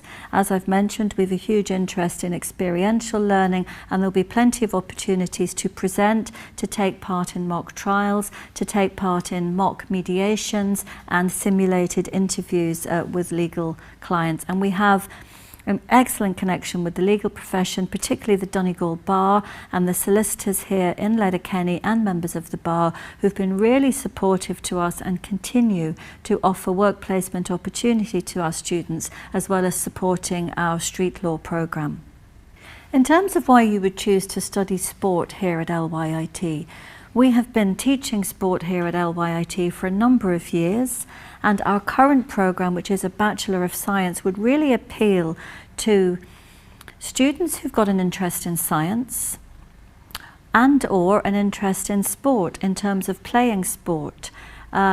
We include all of those core science modules. It's very applied, and a lot of the teaching takes place in these strength and conditioning suite and performance lab, as well as in the classroom. In terms of the career opportunities in law, it's a qualifying law degree, so you may choose to go on and qualify as a professionally qualified lawyer. Many of our graduates do that, and equally many of our graduates go into work in other fields. Some go on to become guards, others journalists. Many go into working in legal roles in industry. In the tech industry, in fintech here locally in Letterkenny, we have graduates who work for Facebook and Google and various big players in industry in their legal sectors. And many of our graduates, of course, go on to postgraduate study and to further their education in the academic sphere. So in terms of the career opportunities as a graduate of sport here at LYIT, many of our graduates from the performance stream would go on to work with teams, with individual athletes and with industry partners in performance roles, whether it be nutrition, strength and conditioning, or perhaps for performance analysis. Those are the areas that we really focus on in this very applied programme. Those who take the performance stream can also become PE teachers in the UK, and some take on informal roles supporting PE in schools here in Ireland without becoming qualified PE teachers. As I've already mentioned, the Reps Ireland accreditation means that you can become a fitness instructor on graduating, and then there are many opportunities to further your education with postgraduate study. Graduates of the PE stream in our sport and exercise programme generally aspire to become PE teachers, and we cover all the modules you require to be a PE teacher. You do need a postgraduate qualification in PE teaching, which is available at various universities, including University of Limerick. There are also a number of roles in industry that graduates of this programme take up, working in the PE field whilst not actually being PE teachers. In terms of follow-on courses then, I'd like to highlight two postgraduate opportunities here at LYIT. The first being relevant to our law graduates. We have a very successful MA in Governance Compliance and Data Protection in Financial Services, which is for graduates of law or related disciplines. We also have, for our sports graduates who wish to continue the academic pathway, a Master of Science in Sports Performance Practice. Both of those programs are delivered by blended learning, with some online learning and some on-campus learning using the excellent facilities here at LYIT. I'm delighted to have been able to present to you today some of our headline areas in the Department of Law and Humanities, and I hope you found it interesting to learn about our courses in law and in sport. Thanks for listening. So thank you, Siobhan Cullen, for that fantastic overview on our department with Law and Humanities. And now I'm joined by third year sports and exercise student, Pater Mogan. So Pater, you're very welcome here on campus today. Thanks, Million. And you are a sports scholarship holder and you're currently studying the BS Honours in Sports and Exercise. So Pater, tell us, what do you enjoy most about your programme? Look, the course is great. I suppose one of the main aspects of it is from the first to second year there's such a wide variety, because if you don't know whether you want to go into the performance or the PE aspect, you're kind of getting a taster of both. So that's one of the really pleasing aspects even for me when I came in, because I didn't really have much of an idea and I got a bit of coaching. I got to do some of the performance side of things, and then I chose then to go into the PE aspect. So I'm currently in third year. I'm on work placement at the moment. Okay, so that's in a secondary school? In secondary school. Okay. So that's really enjoyable and it's hands-on experience. A different experience, go back to a secondary school to teach? Yeah, yeah. It's a wee bit different, yeah, but I think it's the experience kind of that we need, and we're very lucky that we're able to, that the college provides that for us, so yeah. I'm really happy with that. And what would be your favourite module? Favourite module currently in the PE probably was the micro teaching modules that we do. We do with physical activity and adaptive physical activity, so just getting to work with kids in wheelchairs and stuff that you probably wouldn't never have thought of or never been used to, so getting that hands-on experience is very good. Yeah, and if you had to start over again, Pater, would you choose this programme and LYIT, and why? Yeah, I would. I originally went to another college in first year, found out kind of it wasn't for me, so I came back to Donegal, came back to the IT. The course has been great, as I said, it offers the variety for all the students, but again, being in Donegal, it really helped me balance my sport and my academics. So, like for me, that was a big plus. And you are a sports scholarship student, so your sports scholarship also allows you to use the facilities here, and even sports students can use the facilities here at the LYIT. Yeah, well, we're extremely lucky. We've got the lab here, we've got the gym, we've got Donegal, we've got the pitch. So, you know, you can make use of all them facilities in your spare time, which is really, really positive. Yeah. So it's just one of the great things about the IT. And you would definitely choose LYIT again. Absolutely. Absolutely. Well, thank you very much, Pater. Now we are heading over to third year student, Anna Marks. And Anna is studying Law and Criminal Justice. And don't forget, folks, that our Pobble live chat is available, and we have our academic and support staff live on our chat. You can ask your questions through Facebook and our Pobble platform on our openday.lyit.ie platform. So Anna, welcome back on campus. It's lovely to have you here today. Yeah, it's great to be back on campus, even if it's just for the one day. Even for like 20 minutes, because we are live today from the campus. So Anna, take me back to, because you're from Germany and you applied through the CAO, why did you choose LYIT? Right, so as you said, I'm from Germany, and to me it was very important to study in an English-speaking country. And I chose Ireland for its affordability, and also because I wanted to learn more about the Irish culture. And then ultimately my choice was LYIT, because when I researched about universities, LYIT really stood out as a university that values community amongst its students and staff, and that offers support if it's through career counseling or peer mentoring. And that was just something that I really valued and met my personal needs and wants as a student. Yeah, and you really threw yourself into the LYIT community because you're a big member of parts of the clubs and societies world as well. Yeah, that's right. So I've always been a member of the International Society. Yeah.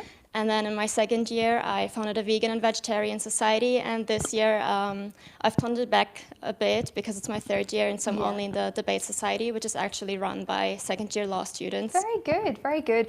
And Anna, tell me, what is your favourite module? Because law and criminal justice is such an interesting course, and there's so many interesting modules. But what is your favourite module? So my favourite module at the moment would be street law, because it's really fun and interactive. And so street law is about teaching law to TY students in interactive ways with lots of activities. Usually it would be in person, so you go in teams to schools, and this year it was online, which maybe made it a bit more challenging, but it definitely did not take away from the fun. Yeah, so you adapted to the virtual element of it. Did you enjoy teaching virtually? Oh, I loved it, yeah, and the students were really into it because they didn't have interactive classes, so usually they would just watch pre-recorded classes, and this was the only one where they could interact with us. And maybe you could give our viewers at home a little insight into what street law is. Right, so one activity, for example, that we did is called Alien, and so the students are put in a scenario where aliens invaded Ireland, and they get to decide which human rights they can keep. And it's really funny to see which different rights students choose, if it's the right to vote or right to education, right to life. So you can use all the other rights you have. And kids decide then which rights the aliens choose in Ireland. Yeah. So I would say you hear every funny aspect of that as well through secondary school kids. Yeah, it was very funny. We got a good laugh out of it. It's very enjoyable. Well, folks, thank you very much to Pater and Anna for joining us today back on campus. We will now head over to Anne Bonner, Head of Civil Engineering and Construction. Hello, my name is Anne Bonner, and I'm Head of Department of Civil Engineering and Construction here at LYIT. So you're very welcome to the presentation I'm going to give you today that's going to tell you a little bit about all of the exciting courses and activities that we have in the department. So the department sits in the Faculty of Engineering and Technology. Some of the strengths that we have in the Department of Civil Engineering and Construction are that we're very much multidisciplinary. We have a design team simulation, we have an integrated project, and we have building information modelling. These are all aspects that bring all of the different disciplines together, working together as they would in the real working environment. In terms of professional accreditations, all of our courses have accreditation from a professional body, and that shows the level or the standard that the course is at is recognised on a national and sometimes international level. And also, we often enter and compete nationally in prizes, and we have a number of student prize winners. In terms of our programmes, we have a Level 8 honours degree in Fire Safety Engineering, in Quantity Surveying, in Construction Management, and in Architectural Technology. On the Level 7s, we have Quantity Surveying and Civil Engineering. We also have 1-year add-on course in Fire Safety Engineering, and from September we'll also be offering a 1-year add-on course in Construction Contracts Management. Work placements is very much a feature of all of our courses, and typically the students source their own work placement throughout Ireland or possibly the UK, but they have also gone to other locations including the Canary Islands, Germany, United Arab Emirates and the USA. On a local level, the students often have site visits, or sometimes maybe on a national level we do study tours to a city, or internationally as well. We welcome international students, and we also have Erasmus students sometimes joining our courses. The work placement can be organised in 2 different ways. On some courses such as Quantity Surveying and Architectural Technology, we have year-long active learning year where the students have a full year out on work placement. We also have a modular work placement, which is a feature of the fire safety engineering and the construction management courses. So all of our courses are professional courses that lead to a rewarding profession. So in summation, they have professional body accreditation. We have professionals on the lecturing teams. We have discipline-specific courses, but also they're integrated with each other. We have strong links with industry. We have a good mix of the theoretical and practical learnings that are required, and we have excellent employability opportunities for our graduates. So the department, as I said, is the Department of Civil Engineering and Construction. So the courses can broadly be divided into 2 areas. And on our website, you'll see one area is Built Environment Engineering and the other area is Built Environment Construction. So on the engineering side, we have civil engineering and we have fire safety engineering. On the construction side, we have quantity surveying, architectural technology and construction management. Now we also have part-time courses typically run at night, and this year that have been online, the certificate in BIM Revit on the applied fire safety management. So professional body accreditation is very important to us, and we have a vast array of professional bodies that accredit our courses, including Engineers Ireland, Society Chartered Surveyors Ireland, the Chartered Institute of Building, the RII, LYIT, CABE, and Society of Fire Prevention Engineers. So all of those give our courses recognition and various accreditations. So for example, the Bachelor of Engineering Honours in Fire Safety Engineering has full accreditation now with Engineers Ireland. So that means it meets the standards, or the graduates meet the standard for Chartered Engineer with further study. So it's a 4-year ab initio honours degree, and it's almost unique in that honours mathematics is not a required entry, is not required on entry, as throughout the programme we bring our students up to the level required in mathematics over the 4 years. So you might be wondering what's new now for 2021-22. The BSc Honours in Architectural Technology is new on the CAO, as in previously we did run a 3-year level 7, but now we have developed it into a 4-year honours programme with a full year's accreditation at stage 3. Another interesting feature that we hope to have on the CAO for September is that we might have a common entry for construction, where the students will come in on a level 7 construction, and that will lead to a BSc in Architectural Technology or a BSc in Construction Management, where the students will only decide at the end of first year which route they're taking. So that's just a quick overview of some of the activities that we have in the Department of Civil Engineering and Construction. And I'm sure what a lot of you are interested in is what the job opportunities are when you qualify. Right? So as you can see from our courses, we have a very diverse range of courses, and the job opportunities are typically excellent. You hear a lot about the construction industry at the moment and getting back into the workplace and so on. But actually, the whole pandemic has hardly affected our work placements. The students are all still on work placement because a lot of the work can be done online now. So that has been a surprise or a bonus as well, that a lot of the activity has continued. If you look at the courses that we do, particularly in fire safety engineering, it's pretty unique in Ireland. So the job opportunities, the students are very much, or the graduates are very much sought after when they qualify, and basically they very quickly become established in the industry themselves, and they are supporting and helping other students find their feet in that industry. In civil engineering, the students go on from here to have very successful careers, progress on to further education or further learning en route, and eventually become chartered civil engineers. If we look at quantity surveying, there's huge demand out there for quantity surveyors, and with the 1-year work placement, it means that quantity surveyors already have good experience before they graduate. So essentially they're snapped up once they graduate. A lot of them end up going back to the companies that they did their work placement with. We are offering architectural technology honours degree, And I would say of employers, it's probably the ones who most get in touch with me are looking for architectural technologists right now. And the jobs are local as well. There seems to be a lot of activity out there in that area. Construction management, likewise, they can do a wide variety of jobs, whether it's on site, in the office, in the planning, in the building stages. So again, they have a lot of opportunities and are highly sought after.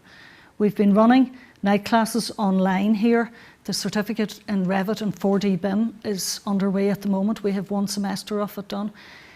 We filled the course twice over. There are so many people nationwide looking to learn the skills of Revit and 3D, 4D BIM, which is what we're doing. So the opportunities are there. It's an exciting career. There's a lot of diversity in it. It's never boring. And I think if you come and have a look here, have a look around our facilities, meet other graduates and students, you'll be convinced as well that it's definitely a good career choice to go into engineering and construction. So for more information, you can email myself, ann.boner@lyit.ie. And also, if you have a look, we have a Facebook department page. It'll give you some idea of what we're doing on a weekly basis at least. You can also get in touch with Fiona Kelly here, our Schools Engagement Officer, and let us know if you need any advice or information.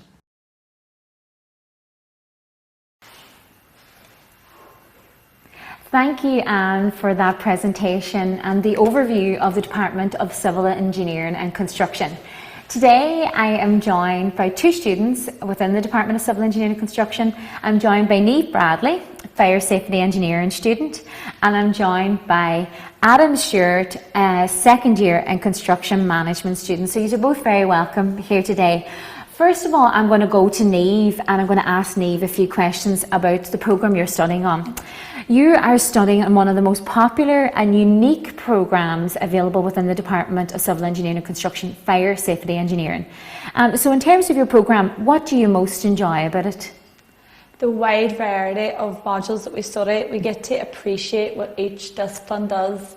The building services, the construction management, architects, quantity surveyors, the whole lot, civil engineers, we get to appreciate and get to see in our first 2 years especially what each discipline does, and then we specialise in third year and we get to go into what we do specifically and how we cater our jobs. And in terms of the facilities here at LYIT, the facilities are exceptional in this area. Yeah. Oh, definitely. We have labs and all to carry out all of our fire. We've studied fire science now in second year, and we have the labs here in Letterkenny to carry it out, and they're up to the standards that are the same as labs of the people that actually do it, like the proper stuff. Yeah, so that's fantastic. Great. It's great to have it here at the college. Yeah. And in terms of then, I suppose, follow on and the future for you, because you're coming to the end in terms of your programme and you're thinking about the future. Graduates from this programme are scattered across the world. It's such a unique programme. LYIT is the only college in Ireland, in the island of Ireland, north or south, that offers an undergraduate degree in fire safety engineering. So what's your plans? Because it's so widely recognised and because they're basically crying out for us, because we are the only college, we are the only people coming from the graduates here, are the fresh, are the new. I would love to travel. I would love to take this profession, love to see how they catered and do it in other countries, and then come home eventually in the long term. Yeah, so travel a bit and then come back home, again. Of course. So in terms of the programmes in the Department of Civil Engineering and Construction, these programmes have professional accreditation. So as Niamh had mentioned about fire safety engineering, these programmes allow students to travel the world because of that professional recognition. Now we're going to move over to Adam. So you're a second year construction management student. What do you enjoy most about your programme? When I was in 4th and 5th year, I was doing construction, and I kind of couldn't pick. I liked everything about it. I liked the drawing from architecture, and I liked finding out how much the stuff cost and quantity surveying, and just overall kind of taking charge of the site nearly. So then construction management was that kind of rolled into one. Yeah. I didn't have to pick one specifically. I can learn, you do the quantity surveying in second year, or you do all the civil engineering stuff in first and second year and surveying and everything. You kind of get a taste of everything. That's kind of what I liked about it. And that's what makes the programme so popular, is that element, a little bit of everything in the built environment construction space as well. In terms of you personally, Adam, if you were to go back to do the Leaving Cert again, would you pick this course again? Oh, I definitely would. I can't see myself in any other situation about it anyway. I don't think I'd be able to choose one. If I had to sit down and decide, I think it's just taking a little bit of everything would definitely be the one I choose again. Yeah, that's good to know. So thank you both for joining me today. And now we're going to move towards the Department of Tourism, and we're going to get an overview from Nicola Dunyan, the head of Department of Tourism, and we're also going to hear from Nathan Gillespie, who's based in Ashford Castle and coming to us today at Virtual Open Evening from Ashford Castle.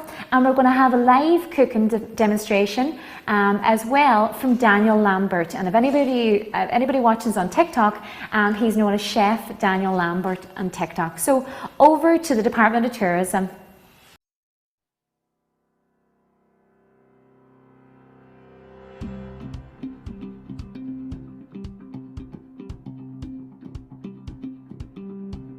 Hi, my name's Nicola Dunyan and I'm Head of Department of Tourism. You may already know this, but Letterkenny Institute of Technology has two campuses. One, the main campus in Letterkenny, and the second one being here in Killybegs. I just would like to start off by saying a warm welcome to you to the Department of Tourism. Our department couldn't be located in a more perfect location than Killybegs in the context of the programmes we deliver. Killybegs and its surrounding area is steeped in food enterprises and fish enterprises, and as a result of that, a number of secondary businesses such as manufacturing. In addition to that, the locality has the most breathtaking and spectacular landscapes and landmarks, which from a tourism point of view, we can only but leverage. Quite simply, we offer two CAO programmes here within the Department of Tourism. A Level 7 ordinary degree in Culinary Arts and a Level 7 degree in Hospitality and Tourism. Here is just a list of sample modules you will be completing if you were to commence the Culinary Arts degree at LYIT. As you can see from the modules outlined, as well as being taught how to be a top-class chef, we also try to educate our students to be all-round professionals who are ready for the business world, with modules like event management and social media applications. Here are a list of modules you will be completing if you were to commence the Hospitality and Tourism programme. There are a variety of programmes taught in this degree programme, which allows students to experience language and culture if they so wish, and to gain a rounded experience of what it takes to work in this sector, with modules in areas such as service marketing and staff training and development. A unique selling point of our programme is the fact that all students get to experience work placement opportunities. In Year 3, they have the option of working or studying abroad or completing a work placement within the sector in our region. These work placements are structured and are under the supervision and guidance of academic mentors within LYIT and business mentors from industry. Students would enter into the workplace with very clear goals and objectives around what they wish to achieve from the work placement. LYIT has connections all over the world, and students have travelled to countries such as the USA, Dubai, Switzerland, France to both work and study. Some other USPs of the programmes offered here in the Department of Tourism and at LYIT include small class sizes. You're not just a number at LYIT. Classes are in small groups, which really allows for close contact to the lecturer and enhanced peer-to-peer learning. Another USP is the skill set of the lecturing team. The lecturing staff here in the Department of Tourism have built up a really strong specialism in their given area and do a fantastic job at imparting information to students. Our alumni from tourism are scattered all over the world and are always ready to help, whether that is to act as a guest speaker, recruit our graduates, or offer work placements. Take the renowned Harvey's Point Hotel here in County Donegal. 75% of their kitchen team are made up of LYIT graduates. We stay connected to industry when it comes to developing new programs that will aid industry's need, inviting industry to events or recruiting our graduates. Of course, another USP is the hands-on practical learning you will get. The room I'm in here at the moment is the training bar, where students get taught subjects such as beverage operations, or take our mock hotel bedroom facilities here, where students get taught accommodation and facilities. The environments in which we teach our students reflect the environment they will be working in industry. So, the next question you might wonder is, what type of jobs will I get from these programs? When it comes to culinary arts, the most obvious career a student will have after completing this program is being a professional chef. But the culinary world has changed a lot over the last number of years, and none other than our graduate Daniel Lambert, who I believe is coming with a live demonstration, has illustrated this by making a culinary profession through social media. A career such as being a food entrepreneur, a food stylist, or owning a catering business are other careers that would not be out of the question after completing this programme. With our hospitality and tourism degree, there are a wide range of jobs you could be employed in, as well as sectors. Roles such as reservations manager, front office manager, events coordinator, conference and banqueting manager would be typical roles assumed after completing this programme. Remember, if after completing either of these 3-year Level 7 programmes, you'd like to stay in education to obtain an honours degree, here in the Department of Tourism we offer a 1-year add-on honours degree in both disciplinary areas. At the Department of Tourism at LYIT, we also offer a number of lifelong learning and continuing education programmes. These programmes are run repeatedly in the department and are included here in the slide. They include principles and practices of food safety, which is suitable for anyone working or seeking work in a food handling environment, for example, a food deli or food truck, to our 1-year certificate in culinary skills, which covers the essential skills required to progress your career in the food and restaurant sector. The Management of Food Hygiene programme, the Essential Guide to HACCP, will enable graduates to conform to EU legislation provided by the National Standards Authority of Ireland. If you are interested in providing a range of professional guidance services for visitors, then the Certificate in Local Regional Guiding offered here within the department could be a programme for you. Successful graduates from this programme will be eligible to register on the National Database of Tour Guides, and they will also be eligible to apply for a Regional Guides badge issued by Fáilte Ireland. If you are interested in bar and restaurant service, the Certificate in Food and Beverage Operations could be for you. By September, we intend to bring a number of new programmes to the market. We're currently exploring these ideas, and I would encourage you to keep an eye on our website and our Facebook page now in the month of May to see what developments we're going to be bringing to market. But here are an example of some. Just to wrap up by saying, the Department of Tourism has been in existence for over 50 years. And in that time frame, a number of amazing graduates have walked through our doors, such as Adrian Martin, Brian McDermott and Chris McMenamin, to name but a few. I really do hope you consider being part of our success story, and we look forward to welcoming you through our doors.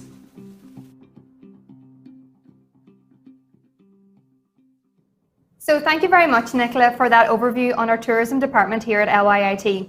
Today we are going live with Chef Daniel Lambert, our third year culinary arts student, and today we'll be making pasta carbonara at a socially distanced space. So over to you, Daniel, for the ingredients. Yeah, so this is one of the first dishes I ever learned to make at LYIT. So it's really, really simple. We've got Parmesan cheese, some smoked bacon lardons, 3 eggs, and some nice fresh pasta.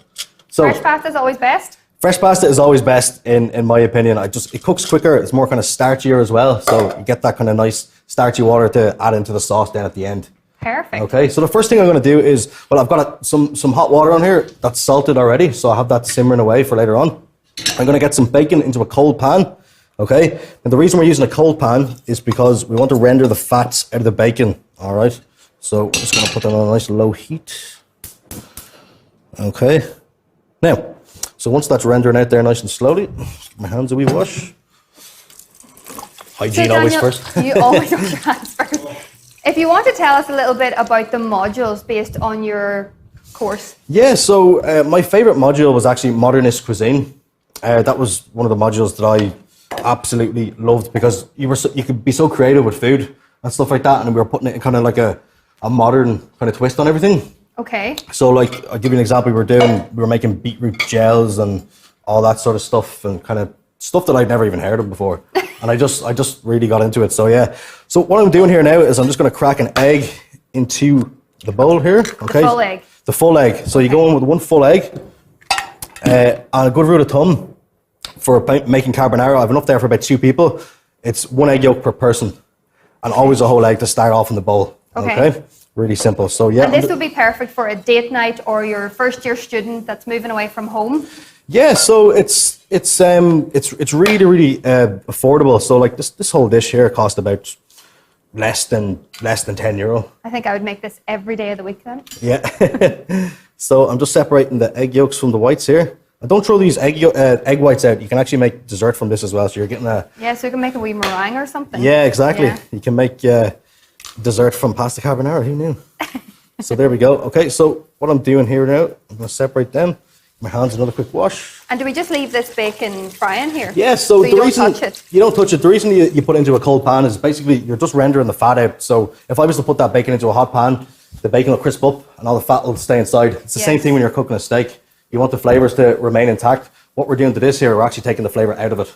And your work placement that you received on your course, do you think this benefited you when you're cooking now every day? Oh, definitely, yeah. Yeah.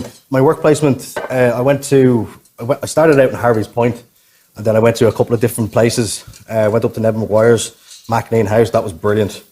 We were learning everything from taking the vegetables from the garden, prepping them, washing them, and like you can see the whole process of it going onto the plate. Did it ever inspire you to have your own polytunnel?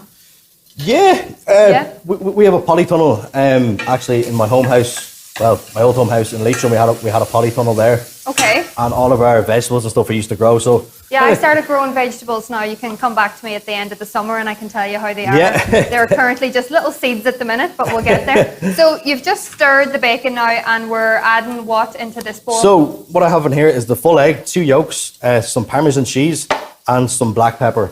Now the traditional way is actually using guanciale and pecorino romano, but we're Irish, so we're going to use Irish bacon. Yes. And we can't get Italian cheeses here, so. Yes. So I'm just giving this a quick whisk. Now, a lot of people, when they're making carbonara, they crack the egg into the pan. Yeah, because mine always turns out lumpy. Yeah, so this is actually a quick tip. So you mix your Parmesan cheese in with your egg yolks, and you're kind of creating kind of a paste. Okay. So that's pretty much it there. And what that does is, when you're putting it back into the pan, it creates kind of a sauce. So a lot of people use cream and stuff in carbonara. I don't think you should use that. No. I mean, the traditional way is just no cream in it at all, actually. There's no cream at all, okay. But you would think it's very low fat, but it's not because it has Parmesan cheese in it. Exactly. So, yeah. So that's pretty much it. So it's very important to give this a good whisk, because you don't want clumps of cheese in it. And in your course here at LYIT, you learn all these techniques while you're going along in your course. Oh, yeah. It's actually, this is the first dish I ever learned how to cook in LYIT. Yes. And I just never forgot it. So this would be a dish that you could always cook. Yeah, definitely. Yeah. Definitely. It's so versatile. And even if you wanted to change the ingredients around, you could go ahead and, you can put chicken in this, mushrooms, you can really, if you're going into the supermarket, see whatever vegetables are on offer. And what you can do is you can just fill this out with whatever you can afford, Yes. you know. So it really is college friendly. And if you were given any advice to students applying to culinary arts, what advice would you give them? Definitely, the advice that I would give is work in a kitchen first before you start applying to college, because it's a different environment than people think it is. Yeah, because the heat in here right now. Yeah, it's quite hot. Yeah, well, it's roasting in the professional kitchens. So what I'm going to do here now is I'm just going to chop up some chives. So what I've done is I've actually wrapped it in some blue roll, because when chives are fresh, they get kind of damp. Okay. So I've just dried them out earlier on. So they always do that with fresh herbs. Give them a wee dry. Yeah, and I also hear that if you have a good set of knives and a good pair of shoes as a chef, you will be successful. Yeah, I mean, shoes definitely are probably should be the most expensive thing that you wear. Should be. They should be. Because like you're on your feet 14 hours a day sometimes, Yeah. you know, and it's one of the most important things you need to have. And plus, it keeps you safe as well, so you don't fall. Yeah, so non-slip shoes would be recommended. Yeah. Yeah. So for the chives, I've just cut off the ends there, just to give them a nice even. You can use these for stock or anything like that as well. You don't need to throw them out. So we'll be making vegetable soup then tomorrow with the Yeah. chives. You can actually see, just before I cut them, you can actually see the fat start to come out of the bacon. You can even smell it. If you guys were here, it smells amazing. Yeah, so I'm just going to go in with some black pepper in there. No need for any salt in this because the cheese is extremely salty. So I'm just going to touch in there. Italians love their black pepper. I love hearing the sizzling off the pan. Yeah, so you can see now there's no oil in there or anything. That's literally just cold pan cooking. It's the same thing if you were to cook a duck breast or anything like that. It's the same technique. You're just rendering out fat. I think people always have a tendency just to pour the oil in. They think they need oil. Yeah, cooking. no, definitely not. Most dishes you don't even need any oil at all because the natural fat in the meats, even the salt as well. There's no salt going in here. Yes. So I'm just going to chop those chives up nice and fine. A good trick, kind of knife safety, I give advice to any young chef starting out, is to always keep your finger close to the knife as possible, because the closer your finger is to the blade, the less likely you are to cut yourself. That's a very good tip. So yeah, I wish I learned that before. I picked up a knife for the first time many years ago. And that's something you also learn as well here at LYIT. Yeah, that's actually the first thing you learn before you step foot in the kitchen is the knife safety. And it goes into very good detail. I learned a lot. And here at LYIT, it's both practical and theory based. Yeah, so that's what I liked about it. You actually learn the science behind everything in class, and then you apply that knowledge to the kitchen, and everything just makes so much more sense, you know, that way. So, yeah, so I've got my chives here now for later. What I'm going to do now is I'm going to turn this heat off, and I'm going to turn the heat up on the pan. See now? There we go. So fresh pasta takes, I would say that'll only take about 3 minutes. 3 minutes. 3 okay. minutes. So it's not a very even, fast, quick dinner also. It's very, very fast and quick. I'm just going to leave that there until that comes up to kind of a soft rolling boil. So I have salt in the water already. Okay. Yeah. And what we're going to do is when the pasta's cooking, we're going to take some of that pasta water out, and we're going to leave that for the sauce. Oh, so you add the pasta water into the sauce as well? Yeah. What happens is there's so much starch and stuff in the pasta water that when you're cooking it, it comes out into the water, and then the fat from the bacon emulsifies with the egg yolk and the starchiness, and it creates a sauce. So that's how you make a pasta carbonara sauce. Okay, very good. Really, really And simple. what made you choose LYIT, Daniel? You know, it has the best reputation. You know, so many amazing people have come out of the college, and I just felt kind of influenced by it. I just really wanted to come here. Yeah, very Yeah, good. so that's pretty much what It had a good reputation. Yeah, brilliant reputation.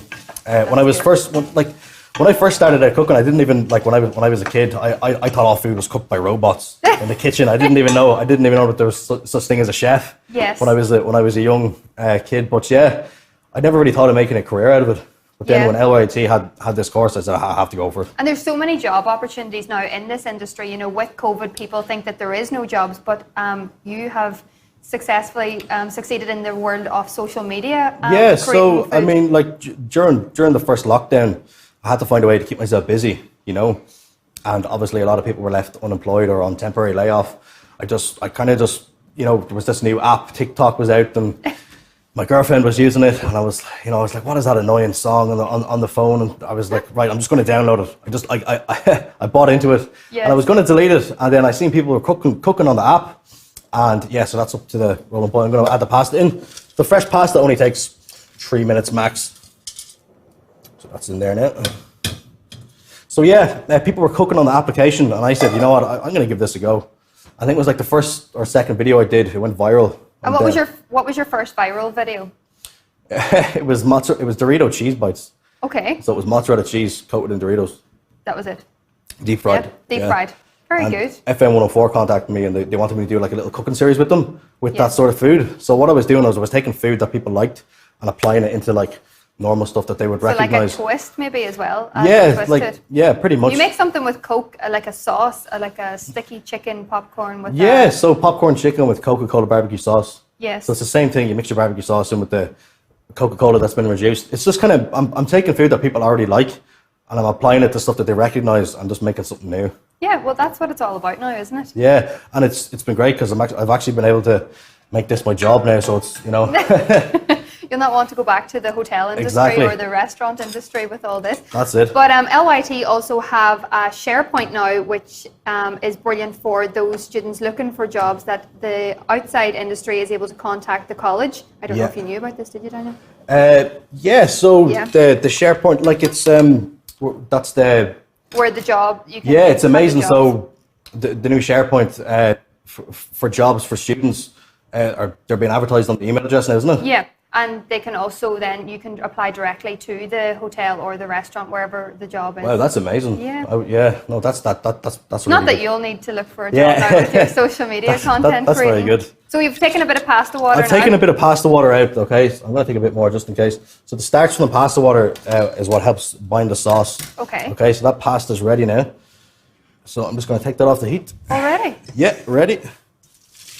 I'd have it on for another couple of minutes. Yeah. No, fresh pasta cooks almost instantaneously if it's a good pasta. So what I'm going to do now is I'm going to put the heat back up. Actually, no, I'm not. Actually, the residual heat from the pasta is going to cook out the egg. So pasta's going in the pan now. So this is where everything gets cool. Okay.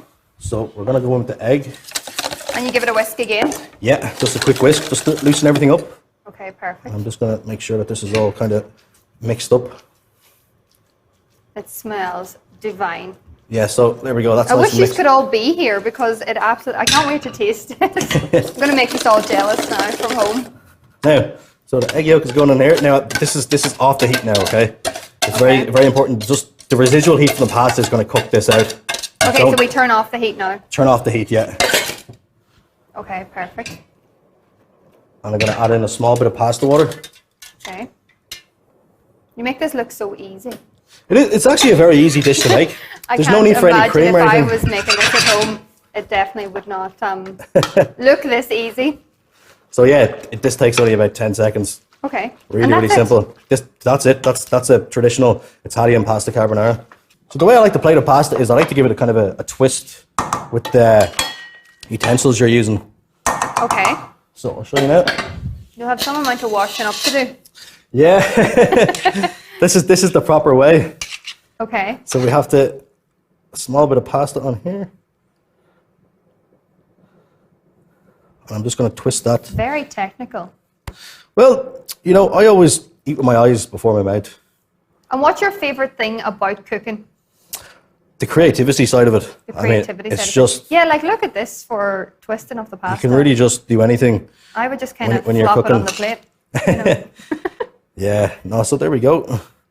Another dish I did actually before was deconstructed pasta carbonara. So it was bacon jam, pasta crisps. Okay. So it was all deconstructed. This is stuff I learned in college. Yes. So you take one element from a dish, and what you do is you take all the elements out and you do them in different styles and different kind of, textures. Yes.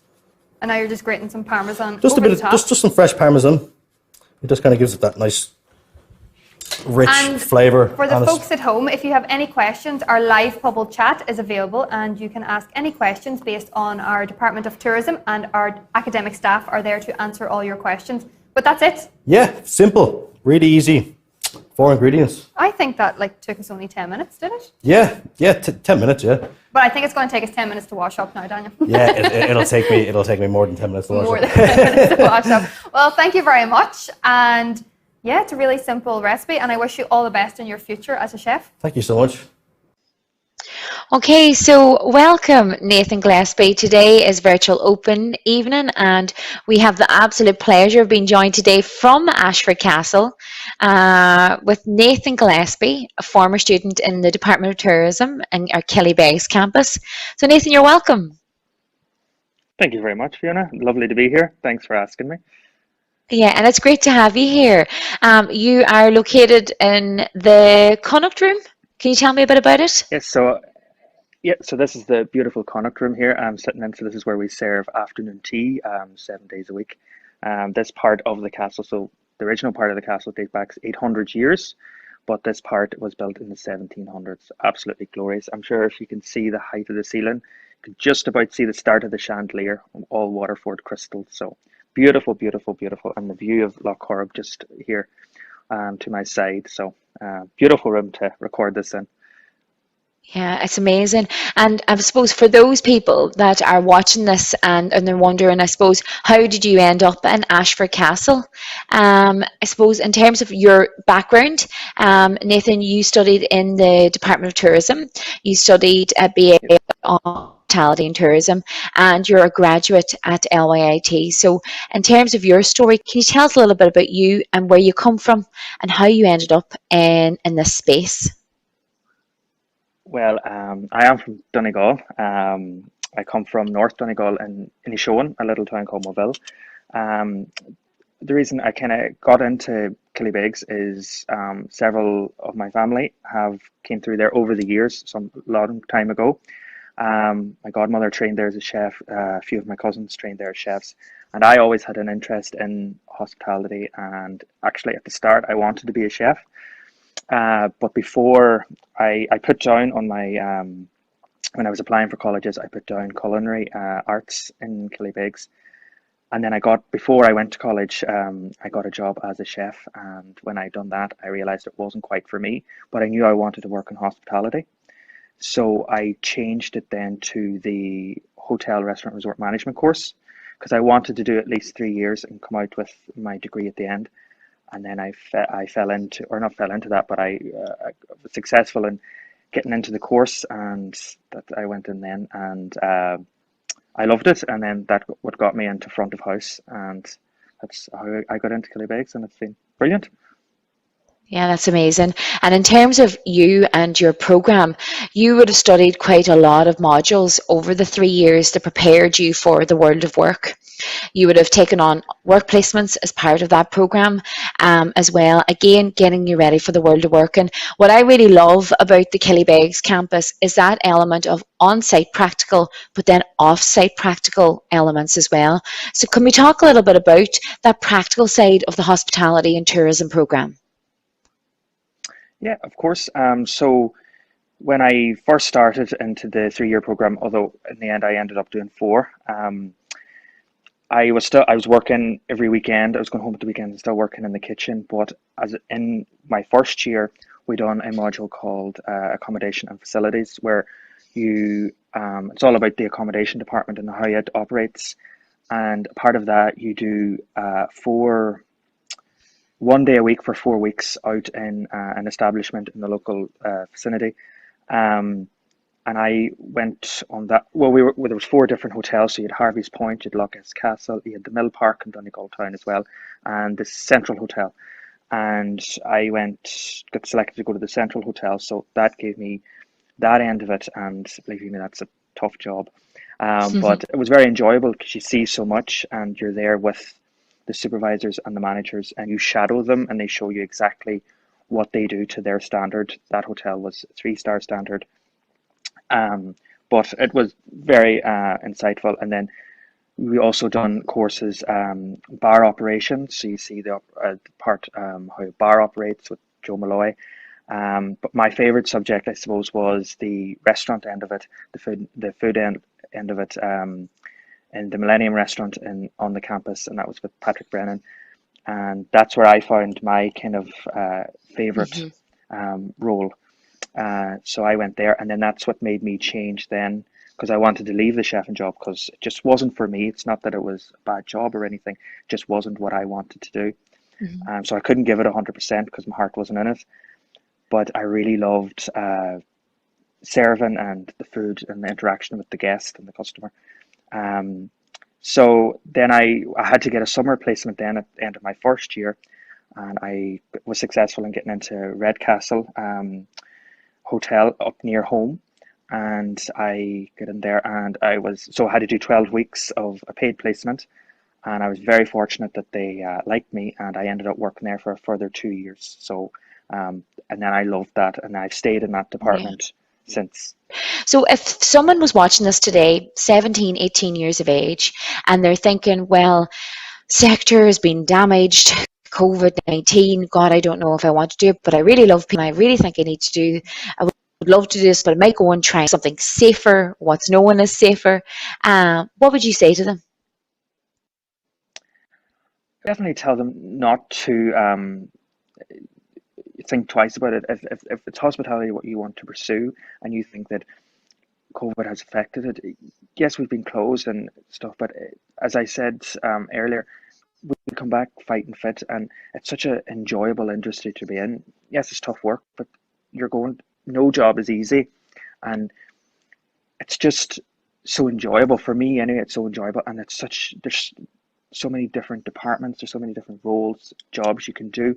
So if you get into the hospitality industry and you don't like working in a bar, you can move to a restaurant, you can move to a hotel, you can go to cruise ships, you can go to B&B, guest house, anything like that at all. It's so varied, and it's an amazing something to have, but doing the course and like LYIT School of Tourism has set me up for life, because I know that this is the industry I'm going to be in, and if I change my mind tomorrow in Ashford Castle and say, oh, I want to move out of food and beverage, I want to go to front office, or I want to go to accommodation, or even back to the kitchen, you never know. I know that opportunity is there, because once you're in an establishment, you can move around and find your niche, find what you love, and find your passion. And that's what, for me, I love about the hospitality industry. There's always something new, there's always something exciting. It's never the same day, it's never boring. And you learn so much from day to day from just doing different things. And I wouldn't be scared. If anyone's watching, for the people that are watching, don't be scared. It's going to keep going. Hospitality industry in Ireland is, a tourism sector is what we are all about. People travel, coming to Ireland. We will be booming when we reopen. So yeah, agreed. I totally agree with you. Yeah, and I suppose one of the quotes she just said there, set you up for life. There's not many degree programs that you can honestly say that this has set you up for life. I want to thank you, Nathan, for joining us today, for that, I suppose, endorsement that you've given the hospitality and tourism program, but also the sector as well. And here's to brighter days ahead, Nathan. Exactly. Thank you very much, Fiona. It was a pleasure. Always. Thanks a million, Nathan. Take care. We will. You too. Bye. Thank you so much to Nathan, to Daniel and to Nicola, who joined us earlier this week for a recording from the Department of Tourism. So such a comprehensive overview of the programs that are available in the Department of Tourism. So just some updates really when it comes to the CAO. The CAO late application deadline closed on the 1st of May. The change of mind deadline opened yesterday, and students have until the 1st of July now to change their mind and adjust their choices. So if you're thinking about Letterkenny IIT, hopefully today the department talks, and then the talks with students and student life help you to make the decisions that are best for you now during this period of the change of mind. 6,500 students have still not made any choices on their CAO application, and that's live information from today's CAO system. So if you're one of those 6,500 students, now use this time to research and to explore all your options when it comes to choices. In the month of June at LYIT, we're going to be offering an online booking system that allows you to visit our campus. So you can visit LYIT and visit Donegal. So in terms of our online booking system, it will come live on Monday, the 24th of May. So feel free to contact us. You can email me on fiona.kelly@lyit.ie. For anybody that's watching right now who maybe's joined us for the first time, know that our academic staff are available on Pubble, our live chat platform on Open Day, but you can also ask your questions direct on Facebook. So we're now going to head over to Dr. Kim McFadden, the Head of Department of Life and Physical Sciences, and after that talk we'll be joined by Caitlin Nicky and Natasha Cunningham live from the Veterinary Hospital. Hi everyone, welcome to our department, the Department of Life and Physical Sciences. So I'm the Acting Head of Department, Dr. Kim McFadden. So what I'm going to do with you today is bring you through our department, all the programs that we offer, and how you will study these programs when you come to us at LYIT. So as I said, LYIT we are part of, and we are very, very big, evolving part of LYIT. And the name of our department is Life and Physical Sciences. So just to give you an idea of how big we are, there's 12 CAO programs offered in our department. These are at level 6, level 7, and indeed at level 8. We also have over 600 students at the minute in our department. It's quite a big department within LYIT. For that then we need lots and lots of lecturing staff, and we have technical staff and we have administration staff, and they make up about 50 altogether. Not only do we offer level 6, level 7 and level 8, we also have postgraduate students in our department. So these students have studied with us up to level 8, and then they have went on then and now are doing either their masters or indeed their PhDs.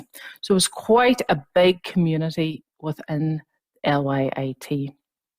So some of the programs we offer at level 6, we have the higher cert in pharmacy technician, the higher cert in dental nursing, and then we have our 3 higher certs in health sciences with the different options, be it physiotherapy, occupational therapy, and dietetic studies.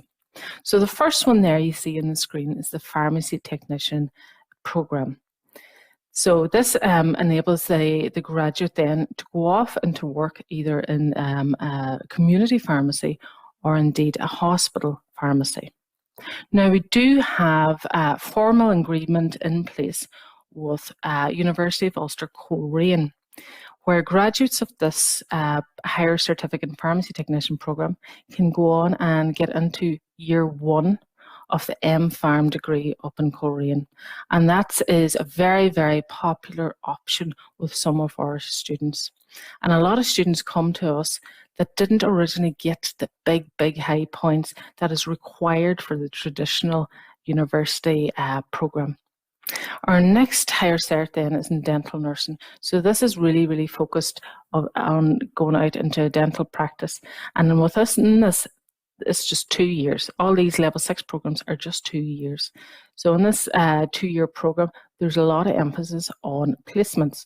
So that's where you get hands-on learning in the environment that you're going to work in. Now, the next 3 options, the physiotherapy, the occupational therapy, and the dietetic studies, they're quite new to our department. And we have a formal agreement in place with Coventry University over in the UK. And what that means is you come to us for 2 years and do these programs, and then you can go off to Coventry University and get into year 2 of their program. Okay, and then you follow on, you do year 2, year 3, and year 4 in Coventry, and you come out then as fully qualified physios, OTs, or dietitians. And again, a bit like the pharmacy route, these programs traditionally require a big CA points when it comes to leaving cert, and if you were to go down the traditional university route. So it's a good alternative if a student doesn't achieve those big points. Now, at level 7, we also offer a lot of programs. Our first one there you'll see is agriculture. Agriculture is very, very popular.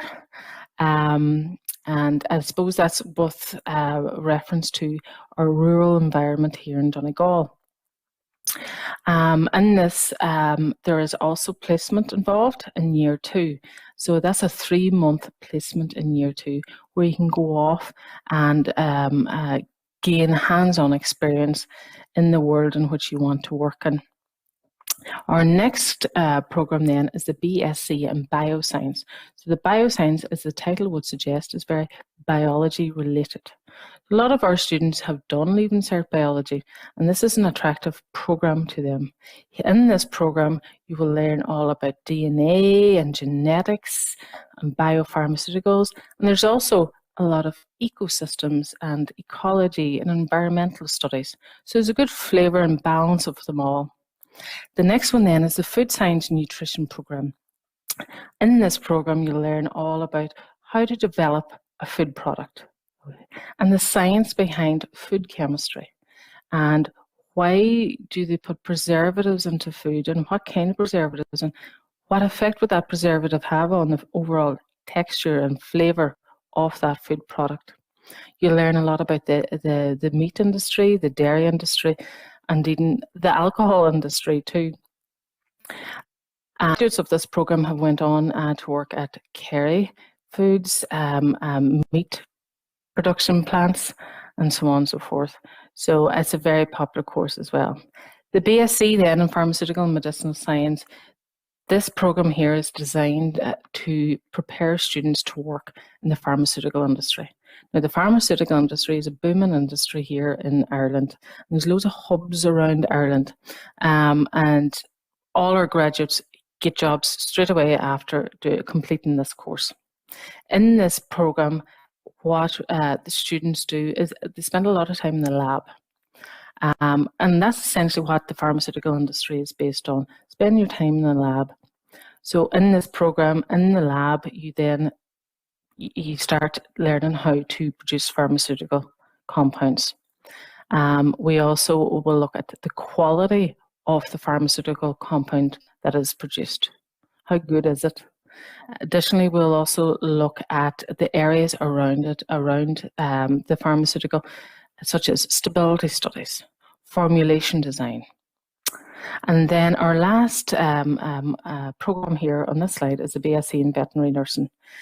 Veterinary nursing has been extremely popular over this last few years since it started.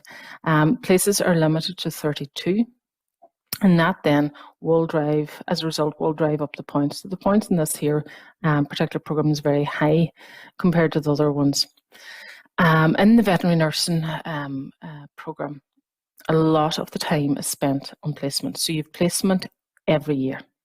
Okay, and again, you'll be rotated around different veterinary practices to get your hands-on experience and with animals, and indeed to learn how to communicate with the public. Also, when you're not on practice, there's a lot of laboratory work in there. We have 2 dedicated laboratories for our veterinary nursing program in our department. And additionally, there's loads of site visits and farm visits and zoo visits just to support what you're learning in the actual theory classes. And then this brings us on to our level 8 programs. So our level 8, this is the honours degree programs. So this is the 4-year programs.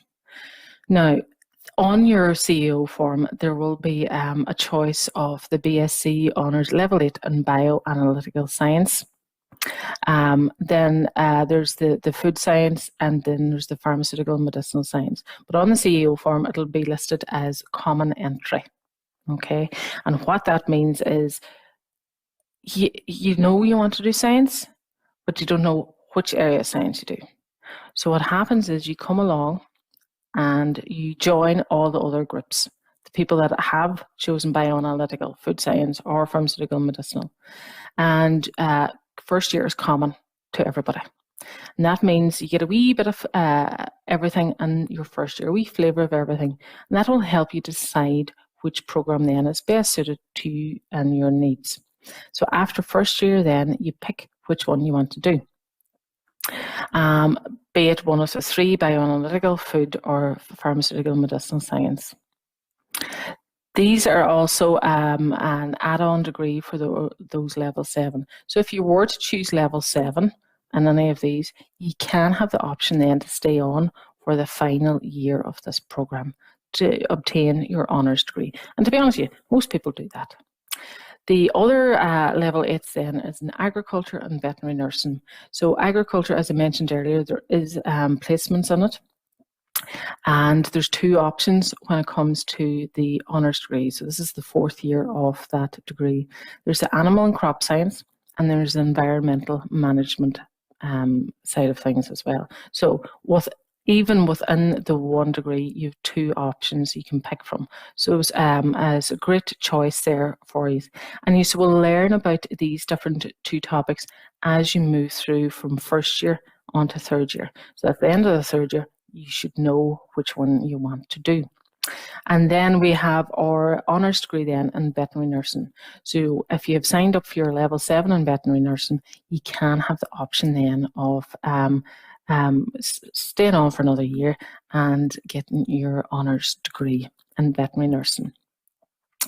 So the learning experience with us then, how will the student spend their time? So every year you're given a timetable, and it's not lecture after lecture after lecture. Although there is some lectures, there's work placements, and I've made reference to them already throughout all our different programmes. So work placements are in nearly half of our programmes now at this stage, if not 3/4. Now, those that don't have work placements spend a huge amount of time in the labs, i.e. about 50% of the time in the labs. Because what we're trying to do with, say, for example, the pharmaceutical medicinal science students, we're training you for your future career. Your future career most likely is going to be based in a lab. So week 1, day 1, we have you in a lab, and we have you fitted out with the lab coat and the goggles and the gloves and everything. So you get to feel like you're a scientist even from day 1. As lab is an important element in all our modular programs. Those that have placements also have laboratory practicals. We have a suite of labs in LYIT, and each program has a dedicated lab for it. So, for example, the dental nursing lab has big, massive dental chair in the middle of it, and I think we can all imagine what that looks like. So we have all the facilities there to support the learning of our student and their chosen programs. And what we do a lot is off-campus visits. So that means essentially getting on a bus and going somewhere, okay? Be it to farm visits. Farm visits are very popular for the agricultural students. For the food science and nutrition students, you go to a food production plant or the creameries or something that with reference to food, and see what you have learned in theory class actually happening before your eyes. So off-campus visits are very, very common, and as I say, there's always a bus leaving the door every morning. They're heading off somewhere. So you won't be confined to the lecture hall throughout your whole time here at LYIT.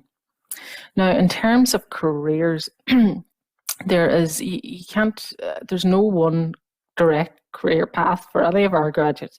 They have went off into every single industry.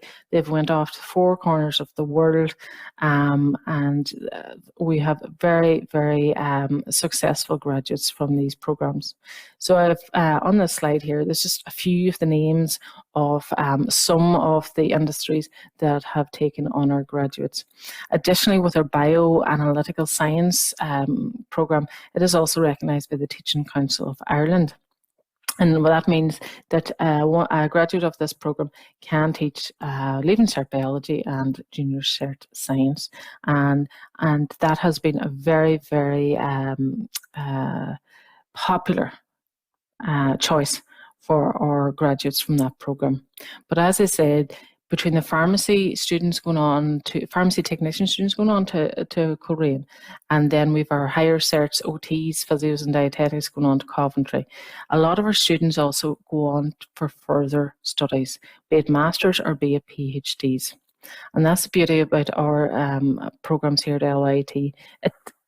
There's a great balance between sitting in a lecture, learning the theory, and then the hands-on learning experience, be it in the labs, be it on placements, or be it on site visits. And both of which, the combination of both, I should say, is prepares a student, be it for industry or be it for further education. Now, we do have a very lively social media platform, our Facebook page, and we have Twitter, and we also have LinkedIn. So if you were to look up them, you'll see all what's happening within our department. And sometimes, to be honest with you, it's hard to keep up with what's going on every day, but we try to upload as much as possible information on those social media platforms, just to let everybody be aware of what's happening in our department and so on and so forth. So have a wee look there at each of them, Facebook, Twitter and LinkedIn.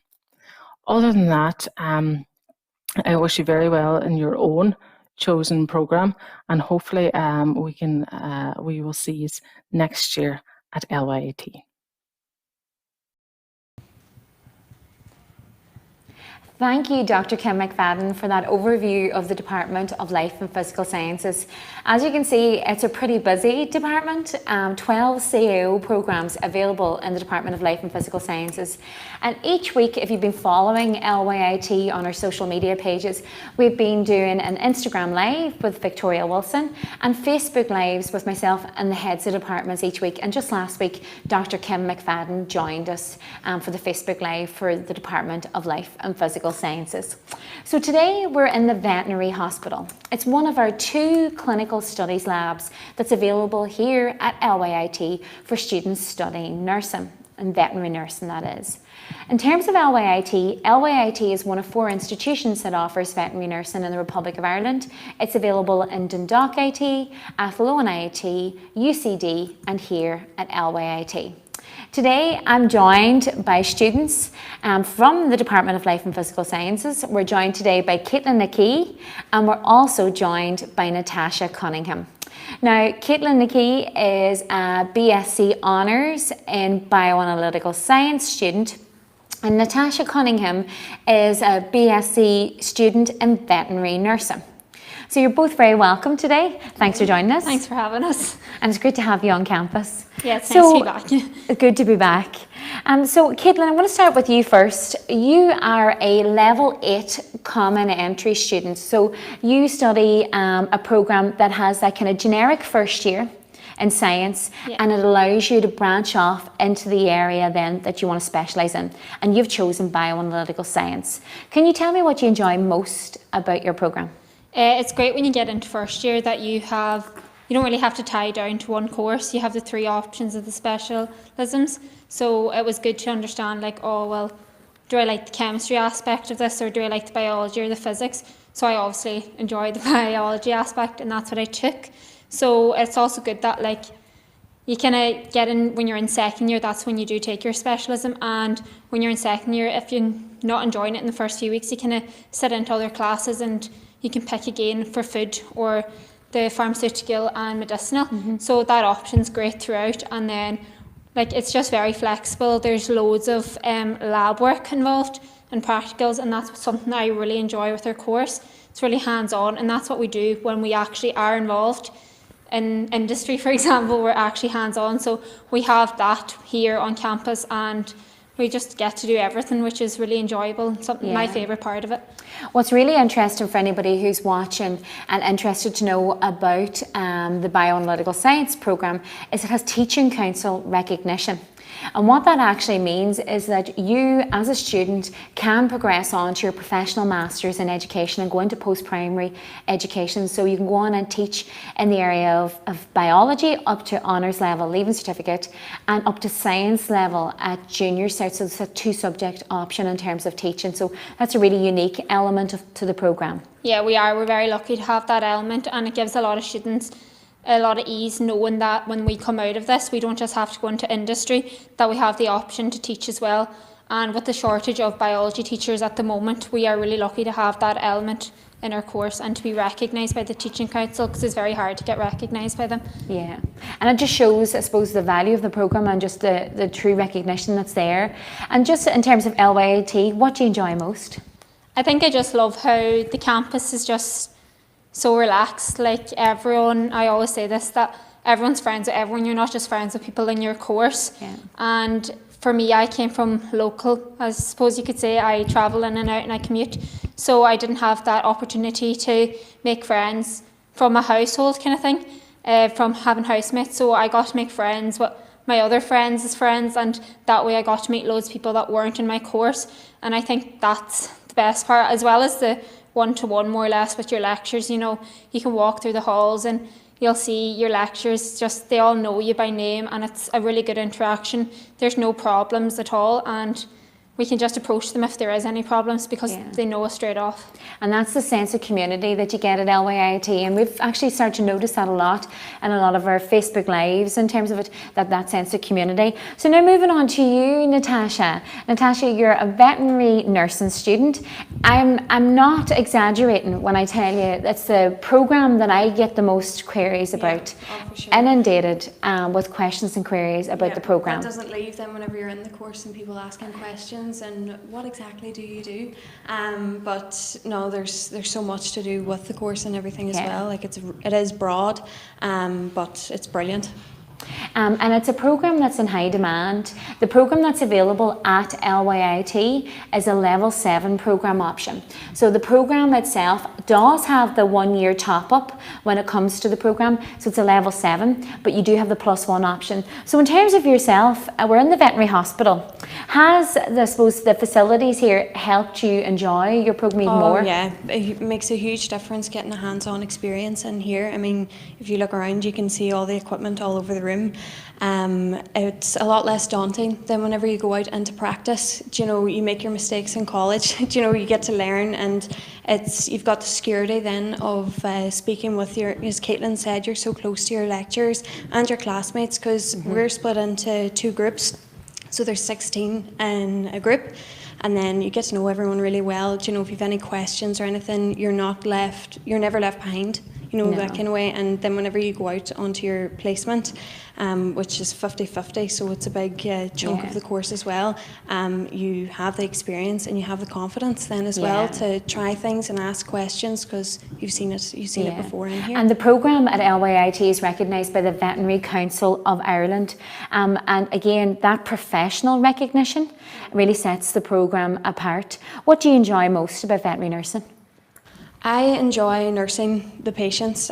Some people love the surgery, some people love the administrative work, you know, like the practice management and that, but I enjoy actually getting in and seeing the animals come in really ill and then watching them walk out.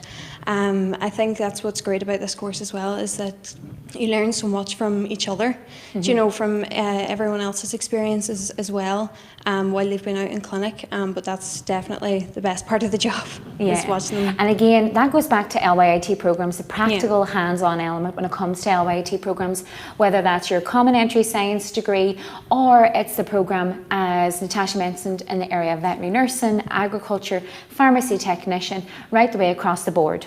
So I'd like to thank Caitlin and Natasha for joining us and for sharing their stories. We're now going to go over to Dr. Paddy Hannigan, the Acting Head of Department of Electronic and Mechanical Engineering. So I'm Paddy Hannigan, the Head of Department for Electronics and Mechanical Engineering, and I'm just going to set out what programs we have to offer through the CAO in 2021. So you're very welcome to the virtual open day, and the Department of Electronics and Mechanical Engineering is part of the Faculty of Engineering and Technology. And the Faculty of Engineering and Technology really was only established in January of this year, and we have 3 departments. So in addition to the Electronics and Mechanical Engineering department, we have a Department of Civil Engineering and Construction and a Department of Computing.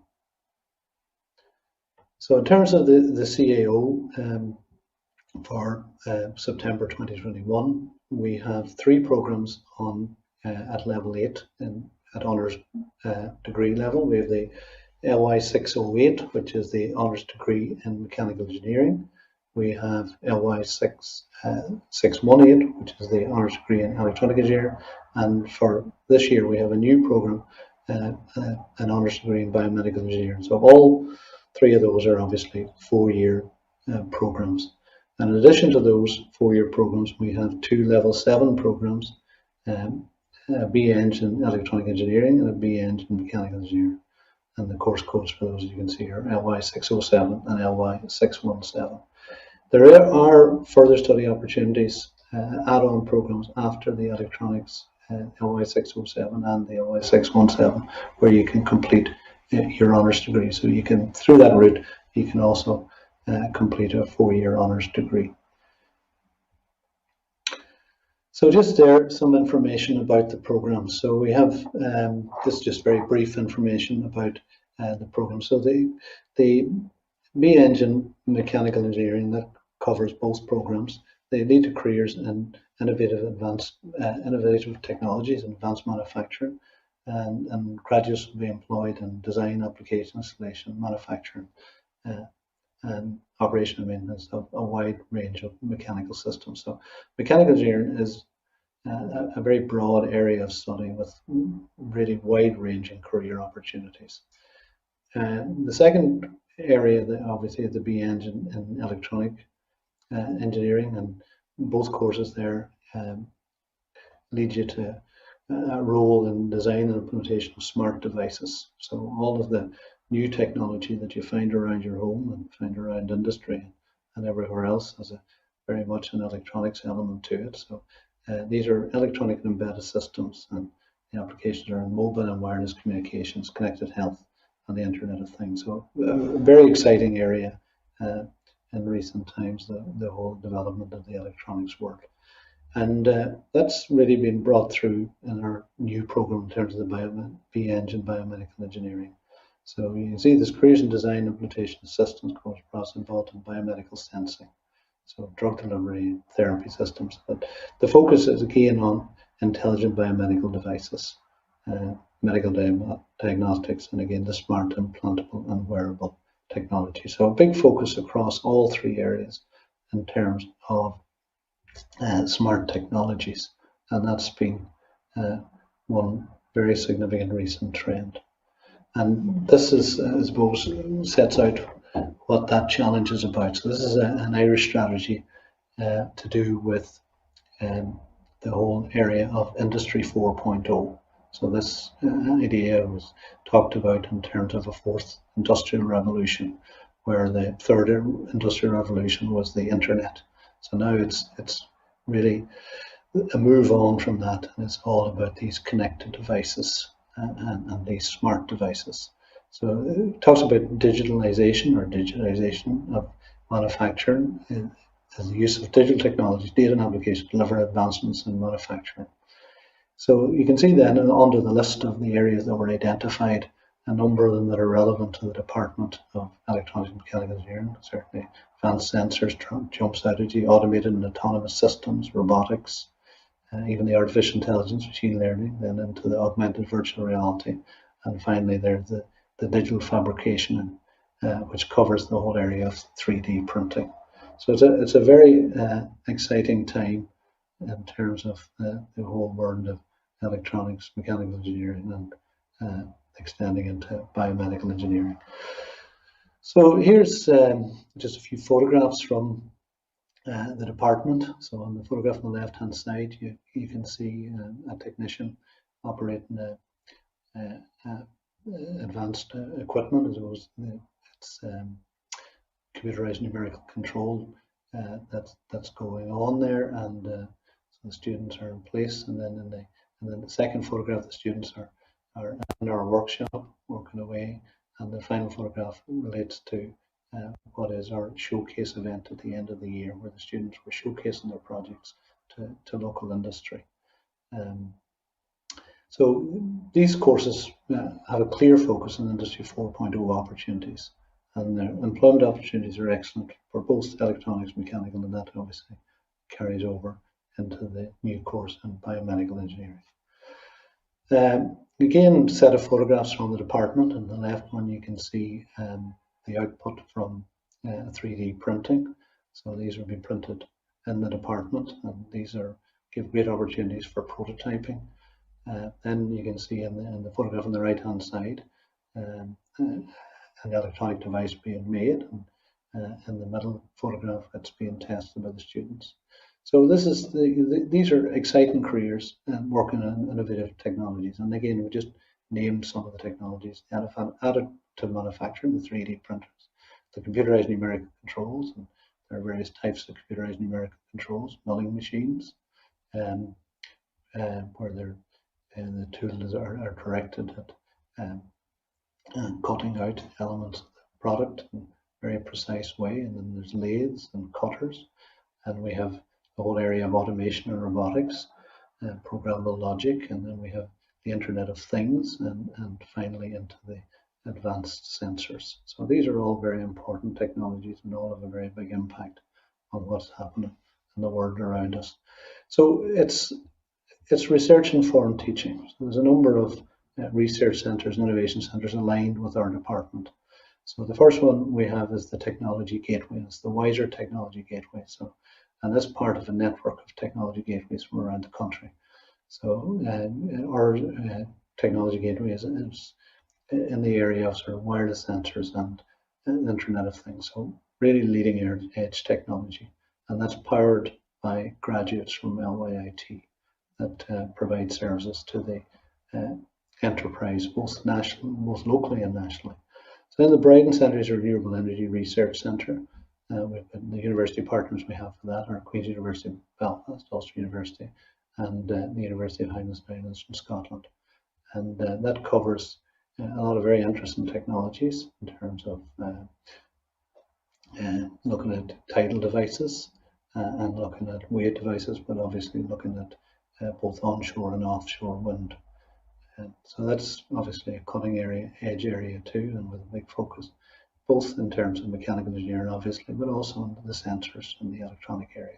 We've also the Northwest Centre for Advanced Manufacturing. We're a partner in that with University of Ulster, so that's in the whole area clearly, and advanced manufacturing, so that is clear in terms of the importance of that to the centre, to the department. And we have collaboration with Ulster University on data analytics and artificial intelligence, and that's an area of expertise that Ulster University have in their nearby campus in Magee.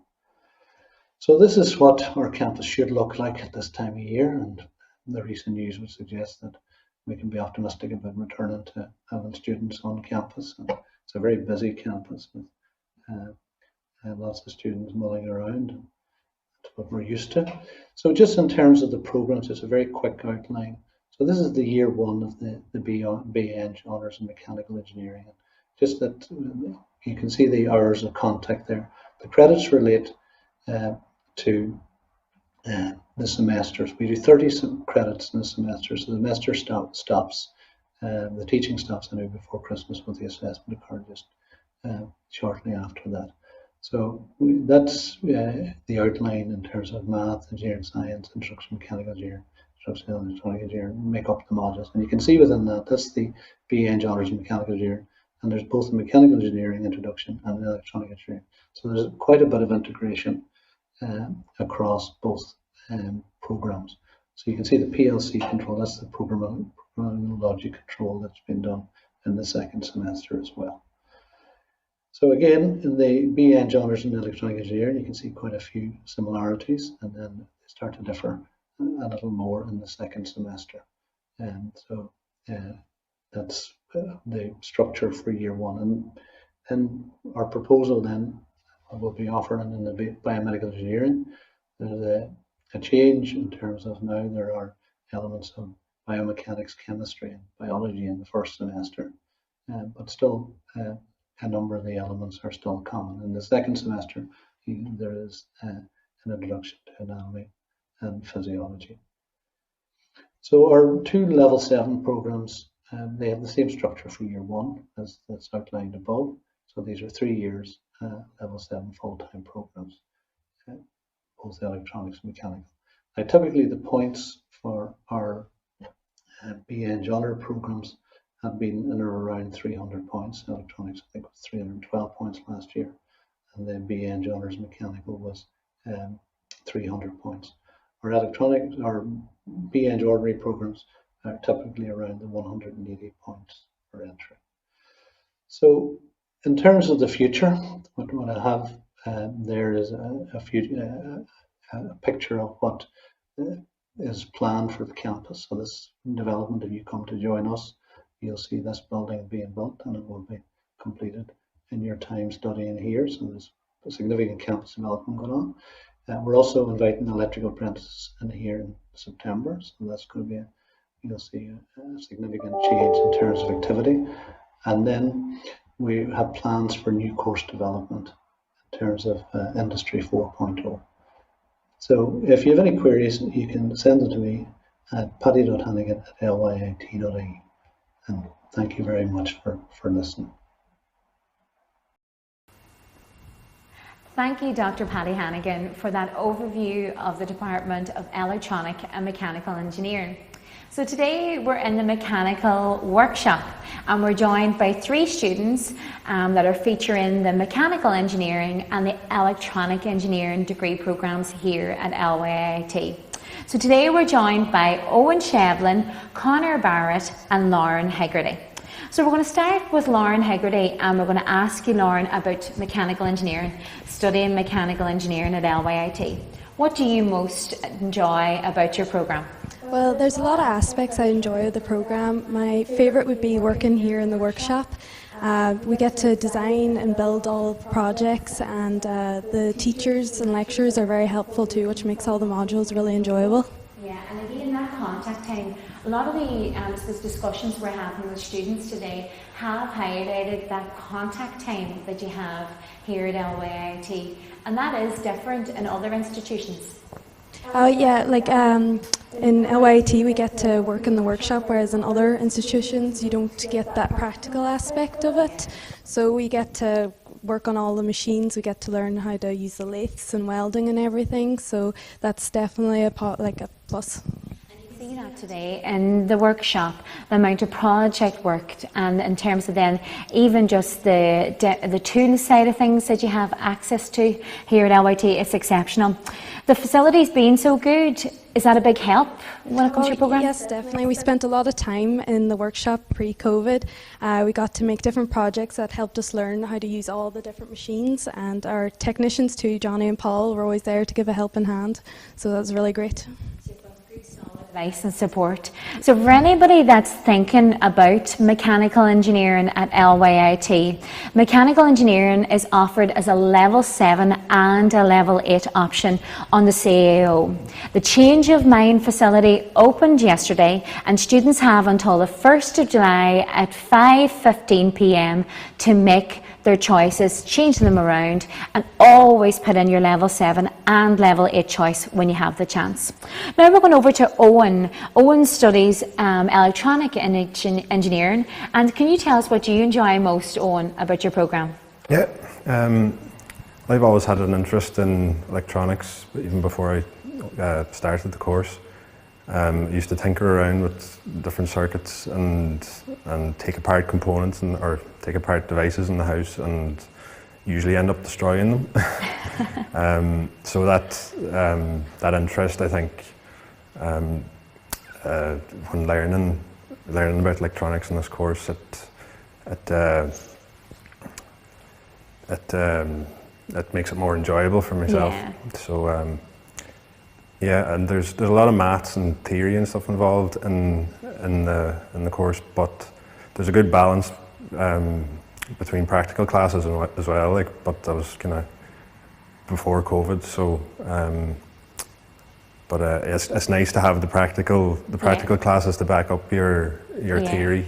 Well, it probably makes then the theory element much more sense when it comes to the programme having the practical. And you mentioned maths there. I suppose in terms of maths, we do have the Maths Learning Centre here. That is the support that you're mentioning, and big support for engineering students. And anybody watching today know that ordinary level maths is absolutely fine at Leaving Cert as well, in terms of it's accepted for an entry requirement. Would you pick this course again if you had to start over? Yeah, I definitely would. Yeah, it's fairly good. It seems to me to be a fairly good course, like, and I've learned a lot since I started it. So yeah, I would pick it again. Yeah. That's good. And in terms of the programme, you're building all the time. And today we're based in the mechanical workshop, and you have all this project work going on behind us here at LYIT. We're now going to move over to Connor, and Connor is another mechanical engineering student. And I suppose going back to that kind of developing talents, your year on year, you don't come in here at LYIT as a mechanical engineer. We get you to that point. So do you feel, in terms of the programme, that it prepares you for the world of work? Oh, yes, of course it does. Everything that we learn here in LYIT can be applied to industry when we leave. From designing and manufacturing components to learning how they're machined, as well as applying theory aspects, proving that components can withstand the forces and torques and etc. that they undergo in a machine. That everything we learn here is definitely applicable to when you go to get a job. I find that with a lot of the students in mechanical engineering, the workshop, the practical element in terms of the programme is getting you ready to go out into industry, and the project work. And you do that from first year right the way through to fourth year. And one thing I do want to highlight is that LYIT's Mechanical Engineering Expo takes place in the latter part of May, and we actually have one of the designers from Ferrari and is a graduate of LYIT presenting during that event. So the world's your oyster when it comes to work. Yep, it's a small world, and if you work hard enough, you'll get to where you want to be if you have something in mind. And what do you enjoy most about the programme? Probably the practical element of the course. I'm a practical person myself. I'm always making things at home and learning if they can withstand, that they can do their job and stuff. But being able to come into the LYT workshop and use all the equipment available, as you can probably see here in the camera, is just, it's brilliant. Like. Let's go back to the practical hands-on element makes such a difference when it comes to the programme. So I want to thank Owen, Lauren and Connor for joining us here today. As you can see here in the mechanical engineering workshop, we're getting you ready for the world of work. You have multiple options when it comes to your CAO choices in electronic and mechanical engineering, and we're preparing you for the practical side of programmes, and the career opportunities are exciting when we have graduates from LYIT who are now working for companies like Ferrari, having studied at LYIT. We're now going to head over to Thomas Dowling, the Head of Department of Computing, who's going to give us an overview of programmes available in the Department of Computing. Hi, my name is Thomas Dowling. I'm the Head of Department of Computing. In Letterkenny IT, one of the things that we really emphasise is the students' ability to get real-world skills, so they work in environments which are almost identical to what they experience in industry. So today I'm standing in room 2294, which is our new cloud infrastructure room. Now you can only see a small little bit of it, but there's a range of banks of server cabinets. You can see one of them open behind me. There's another bank behind me. And this is identical to what a student will encounter when they graduate from here and go work in a company such as Amazon or Google. The server facilities in Amazon and Google are bigger, but they're identical to what we teach on. And this is not a production system, this is the students' teaching system. There are very, very few colleges, universities in Ireland which offer this type of facility to students. And as I say, it is a reflection of our commitment to making sure that the students have the types of skills that they need to go out and work in industry and be able to walk in job ready on day one. In the Department of Computing, we have a range of Level 7 and Level 8 courses. Now, in truth, they're almost the same thing because typically a Level 8 course is 4 years for an honours degree, a Level 7 course is 3 years for an ordinary degree, but all of them have an additional 1-year honours degree. So you're talking about a 4-year commitment, and most students do the 4 years because they want the honours degree. That's sort of the blue chip qualification if you want to travel anywhere around the world. We have a range of sort of general courses like the BSc in Computing or the BSc Honours in Applied Computing, and we have specialist courses like the BSc in Games or the BSc in Cybersecurity. But in reality, what we like to concentrate on is core skills. So if you look at the details of the modules that the courses cover on the web or in the prospectus, you'll notice that about 2/3 of the modules are common across the courses, and then about 1/3 of the modules are specialist depending on the course. And this reflects the ethos that whereas we give you specialist skills relevant to industry depending on the course title, we also prepare you for a lifelong career in computing. And we cover all of the general topics, programming, databases, data communications, because the beautiful thing about computing is that the range of careers is incredibly varied. You just don't know what you'll end up doing in 5 years' time or 10 years' time. You will probably change career many times because you want to, because it's interesting, because there are new technologies coming along. And we want to make sure that you have a good, broad base of modules, of skills to prepare you for all of those different careers. The reason that people often ask, is, why would I do computing? And the most typical answer that you tend to give is, well, there's a lot of jobs in it. And there really are a lot of jobs. And typically at any given time, there's about 5,000 to 6,000 vacancies in IT companies, which they can't fill.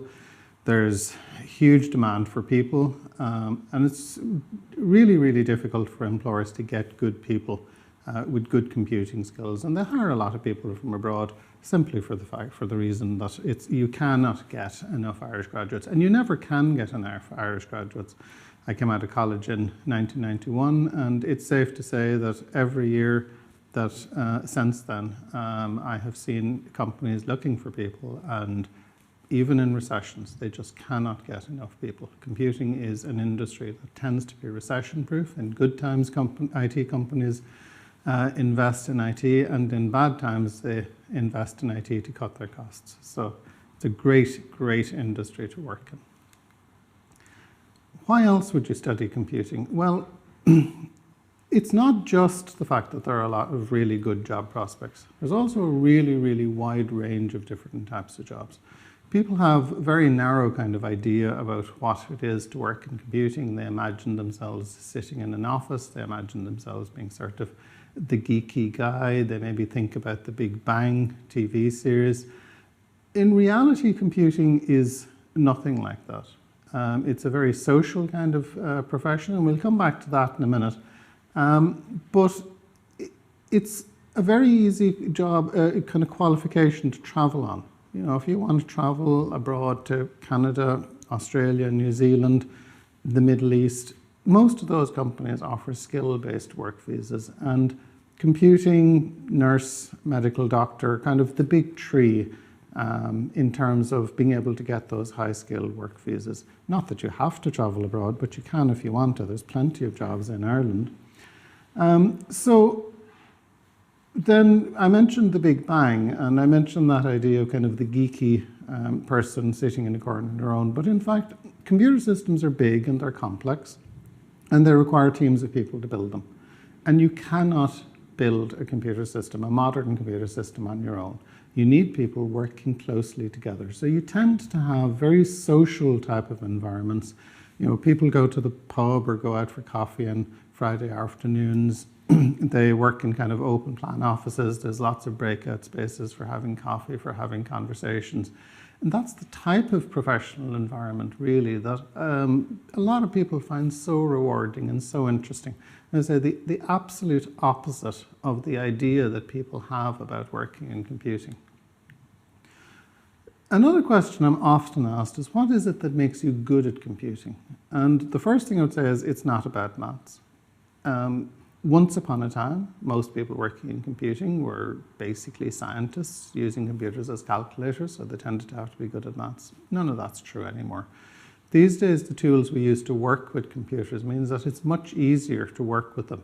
So the programming languages, for example, are no longer expressed in a mathematical way. And most computing graduates today are not any stronger at maths than a business studies graduate or even, an English language graduate. They're just people who've done maths for the Leaving Cert. They've maybe done 1 or 2 modules in college, and that's kind of it for the most part.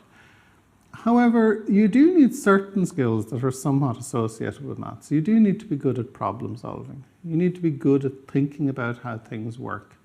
You need to be a little bit persistent. If something doesn't work out, you need to go back and maybe start to think about another way to solve the problem. And in that sense, computing is a curiously artistic type of profession. There is rarely 2 identical solutions to problems. Every single time you have to sit down and you have to think about the problem. You have to think about sort of the constituent parts of the problem. You have to break it down. And then you have to start to form a solution for yourself. And it is a creative process, which is something that people very, very rarely think about. It's also enormously varied. As I say, you rarely kind of are lucky enough to get the same problem coming up on a regular basis. So the types of problems that you run into are different, and depending on the technologies, they may vary enormously. One of our graduates who's a lecturer here now was the chief technologist for the British Antarctic expedition. Other people have worked in web design. They've gone into financial payment systems, big data, artificial intelligence. It's absolutely hugely varied profession. So, people ask me, well, what types of jobs might I do? And really the list is almost endless. If you have a look on monster.ie, for example, which is a jobs website, you will see literally thousands of different types of jobs, job titles. There's programmers, artificial intelligence engineers, people working in virtual reality systems, big data, software testers, project management managers, systems designers. It's really just an endless list. And it's one of the great things about computing. No matter what your interests are, you will find a niche. It mightn't be your first job, it mightn't be your second job. It takes a little bit of time to find out what you're good at, what you're interested in. But computing is one of those professions where there is so much space in terms of the types of careers that it offers that you will find your thing. Again, where might you work? Well, the list is almost endless. Virtually every major computing company in the world has its European headquarters in Ireland. There's a lot of reasons for that. You hear about corporation tax and stuff like that. Other reasons, the Irish working day overlaps the American working day.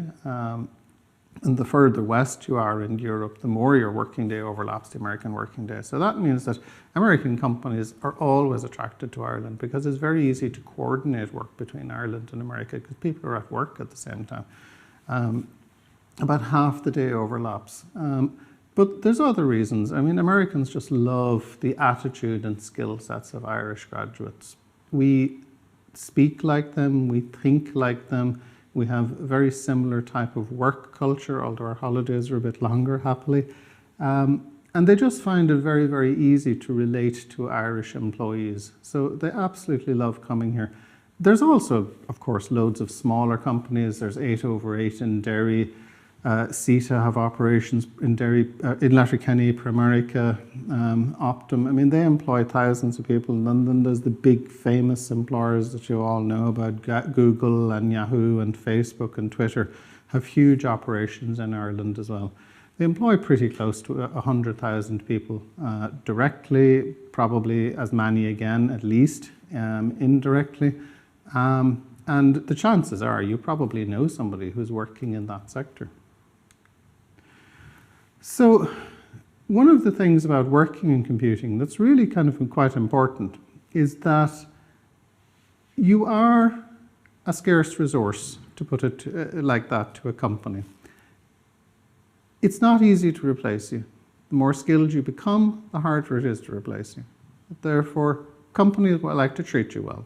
They like to create nice environments. They like to pay you well. There's lots of good perks. They're very convivial, very social types of environments because they want you to stay. The last thing they want you to do is to take your 5 years of experience building their systems and go off and work for a competitor. So they have a huge motivation to treat you well. And it's very difficult to overestimate just how important that is in terms of getting up in the morning and looking forward to going to work. So what types of programs do we offer? Well, we offer a range of level 7 and level 8 degrees. They're almost kind of the same thing in a sense. The level 8 degree is typically 4 years for an honours degree. Level 7 degree is typically 3 years for an ordinary degree, but most of our graduates would tend to go on and do the 1 year add-on to get their honours degree, because the honours degree is sort of the blue chip qualification. So one way or another, you're probably looking at doing a sort of 4 years to get your honours degree, and that's what 90% of the students would do. There is one exception, the new BSc in Computer Science, which is a 3-year honours degree for people who are coming in with a significant background in computing, which is primarily the Leaving Cert Computer Science or the equivalent in terms of FETAC or the A-levels in Northern Ireland or the UK. But most courses are kind of 3 years plus 1 or 4 years. There's a level 7 BSc in computing, which is a sort of a very general type of computing course. It's like a Swiss Army knife of computing. It prepares you for the very, very wide range of different types of careers in computing. There's the computer games development, because if you have an interest in something, it's always easier to kind of motivate yourself, and motivation is the key to doing better. So the games degree is targeted on kind of the niche industry of computer games development, which is quite strong and really growing rapidly over the last 10 years and continuing to grow, moving away from kind of PC games more to kind of mobile games and stuff like that. A lot of small indie type companies, 10, 20 people developing really creative, interesting types of games for the iPhones and the Androids and all that sort of thing, which I'm sure you know far more about than I do. And then there's the computer security and digital forensics. And there is just always such a demand for those graduates. Industry just cannot get enough security graduates, because as we connect to the internet, the need for security is absolutely paramount. There's huge amounts of legislation around data protection and things like that, and they really desperately need security graduates to protect their systems. If we produced 10 times more security graduates, they would all get great jobs. At the honours degree, there's applied computing, which is a bit like the BSc. It's kind of a Swiss Army knife course. A lot of programming on that, and industry is always looking for programmers. I know I keep saying every course industry is looking for loads of whatever they are, but that's the reality. There just are not enough computing graduates. And then coming up in 2022, there's the Healthcare Innovation and Technology, which is a new course which is designed to develop IT systems for healthcare. So everything from kind of, blood pressure monitors in your watch to more efficient management of hospitals. So really, really exciting, interesting technologies around sensors and predictive healthcare, and trying to build systems that will allow the user to know they're sick maybe before their symptoms become really serious and they get really sick, because early intervention, of course, is a key thing with healthcare. So IT and healthcare are really rapidly growing area with huge and really exciting opportunities, and lots of companies in Ireland working in that space. We have talked a lot about kind of the CAO programs, but for a lot of people, when they are out working, they're thinking about, well, I would like to kind of upskill. What's the next thing? I've been working in this for a few years and I'd really like to go and work on something else. We have a huge range of postgraduate programs. We have one of the largest range of postgraduate programs in computing in any IoT or university in Ireland. And we cover a whole range of things from development operations, DevOps, cybersecurity, cloud technology, digital healthcare. We offer research options on those, and we also have a significant and rapidly expanding pure research program for research masters and research PhDs. And we have quite a number of people doing their doctorates, and those are people from different countries around the world, from Ireland. Some of them are full-time, working here on kind of bursaries. Some of them are part-time, working in local industry and working with us and developing research programs for their companies. So we offer absolutely everything and every opportunity at every level to our students. And that's why we're such a huge department. We have over 1,000 computing students in the department, and we just go from strength to strength because we offer excellent courses in an excellent environment with excellent lecturers and excellent facilities. Thank you very much. And as I say, feel free to contact me with the information on the first slide. So thank you very much, Thomas Dowling, for that very detailed presentation about the Department of Computing. Now I am joined by third year Applied Computing student Amy Campbell, and it's lovely to have you on campus here today, Amy. Thanks so much, Fiona. Thanks so much, I'm glad to be here. So Amy, you're studying the general computing degree. Did you always have an interest in computing? Actually, I have, yeah. I mean, I remember growing up and wanting to learn how to type from a really young age, and then I've had family members that have worked in computing for quite a while too. So it's always been something I've been surrounded by and had a little bit of a curiosity for. And I remember coming out of secondary school and knowing I wanted to do a computing course, but not knowing which one.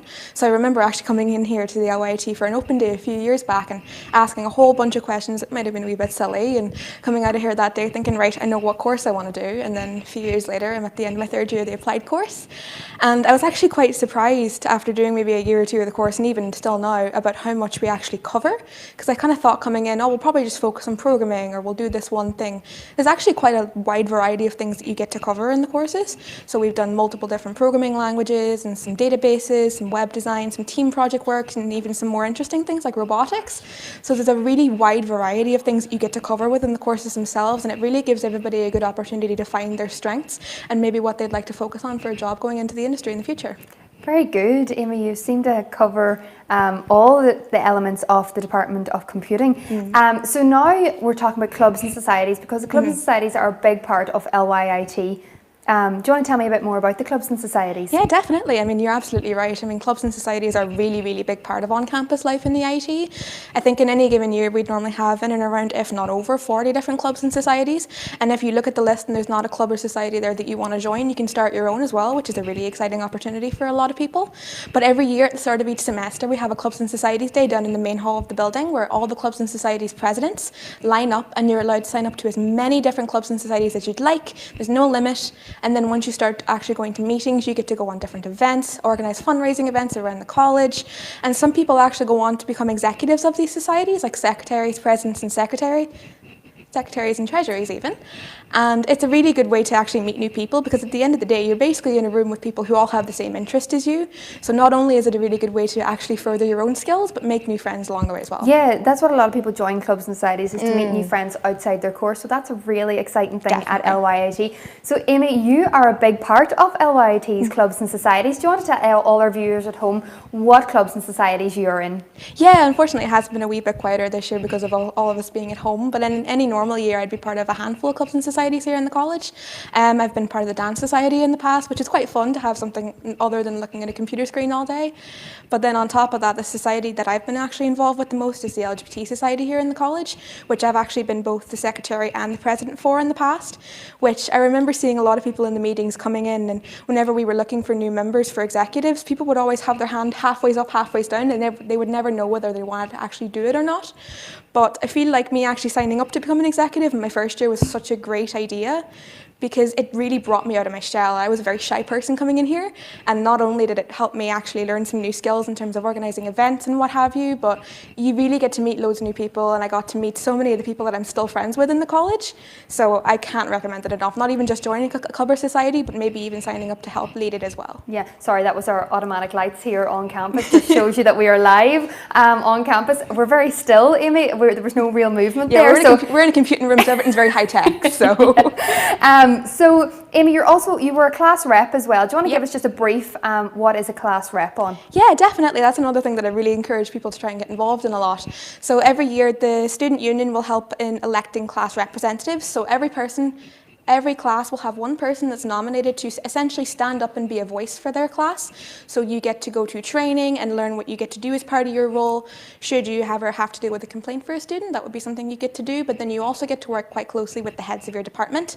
And you are basically a middle person for the feedback received from your students to pass it on to the department. So you might often be the really, really big deciding factor in helping your course gradually improve and helping to make sure that the feedback your students have actually gets heard by both lecturers and staff within your department in college. So a lot of people, I feel like, don't know just how important it can really be, because I don't think it's talked about enough, but it really can't be understated. And our class reps are always improving. We're always gaining more class reps. Definitely. Every class really wants to have a voice. But Amy, thank you very much for joining us on campus today. Folks at home, I would like to remind you that our Pubble live chat is open and we have academic staff and support staff there to answer all your questions. As Amy highlighted at the beginning of her interview, any question is not silly. Please feel free to use our openday.lyit.ie platform to ask all your questions. For now, Amy, thank you very much. We wish you all the best in your future studies. And we will now head over to Nuala Crombie, Head of Design and Creative Media. Hi, I'm Nuala Crombie. I'm Head of Department of Design and Creative Media here at LYIT. Today I'm going to give you an overview of the programmes we offer within the department. So let's get started with our presentation. So today I'm going to talk about our courses, our department and how to apply. What courses do we offer? Well, we have animation, both the level 7 and the level 8. That's the BA and the BA Hons in animation. Digital film and video, level 7 and level 8. Fashion design with promotion, level 7 and level 8. Graphic and digital design, level 7 and level 8. And then we have the common entry, which may appeal to those of you who would like to taste a little bit of the above. And at the same time, you would like to do the full 4-year programme and select your specialist area in the second semester of first year. So what's important to us? Well, we want to see inventive, creative and smart ideas. We want you to develop your own creative voice, to develop technical expertise, to be career ready. And we also offer a great relationship between tutors and students, and that has really stood to our students in the long term. We have excellent facilities. We work on the Mac platform. We have an audio-video TV studio, workshops, machine rooms, and a photography studio. The lecturers, many of whom work in industry, will bring a wealth of knowledge to you. We have high contact hours between students and staff, and we offer work-based learning on all of our programmes. You will find some of our videos, including animation that we're going to look at now, on lyitdesign.com. So within the animation course, animation appears everywhere, as you know, children's cartoons, advertisements, music videos, games, sequences, short films. And we invite students to experiment through a wide variety of techniques before specialising in any one particular area in your award year.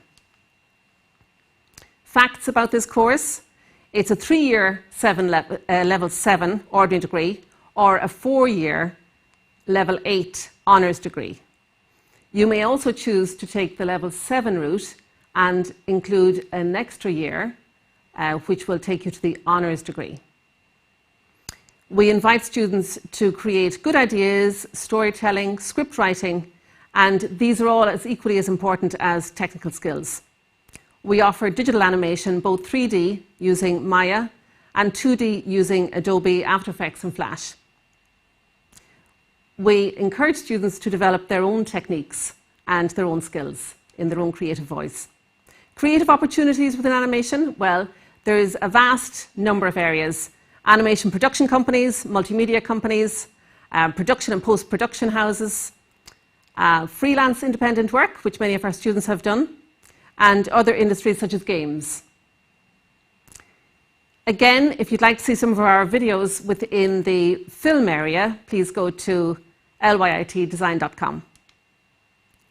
The course within film, well, if you want to work in film or the TV industry, this is the one for you. If you want to learn how to script, storyboard, shoot and edit a wide range of video content, if you would like to create short films or documentaries, music videos, video art and special effects, these are all for you. Also for those students who are interested in sound recording, mixing, remixing and design. And here are a couple of facts about the course. Again, like the animation programme, 3 years level 7, ordinary degree, 4 years honours degree, and of course for the level 7 participants, you may apply to enter the additional 1 year add-on to reach an honours level. We offer practice-based learning, which means that you're closely aligned with industry all of the time, and there are employment opportunities within this booming film and video industry. There's also an optional work placement within the course. Career opportunities in TV, film, industry, sound design, film and video editing, script writing, and many more. Our next programme that I'll speak about is our BA and BA Honours in Graphic and Digital Design.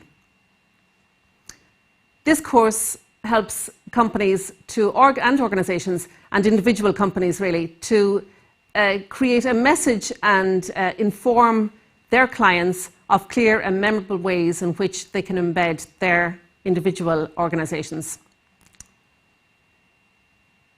We invite students to look at web design, apps, books, packaging, logos, signage, advertisements and motion graphics. So graphic design is all around us. Again, 3-year level 7, 4-year for the level 8 and the option of the additional 1-year add-on. Also in this programme there's a 12-week work placement or study abroad in year 3, and we use live client briefs and international competition briefs to ensure that you have a close alignment with industry. We also have major exhibitions and portfolios coming from this programme. The career opportunities within graphic design, well, you can become an independent freelancer, graphic designer. You could work with advertising and art direction, web design and development, user experience and user interface, motion graphics, print and publishing houses, freelance design and illustration. And finally, the discipline that I'm going to introduce you to today is the BA and BA Honours in Fashion with Promotion. The fashion consumer priorities are changing. The preoccupation with quick fix and fast fashion are thankfully receding and being replaced with a demand for quality fashion design which offers more individuality. We need designers to produce this individual type of design, and if you're interested in fashion, this is the course for you. This course focuses on developing designers who want to launch their own brand, producing niche fashion products. Students will also acquire the skills sought after by fashion design companies should they wish to go straight into the industry. A couple of facts about the course.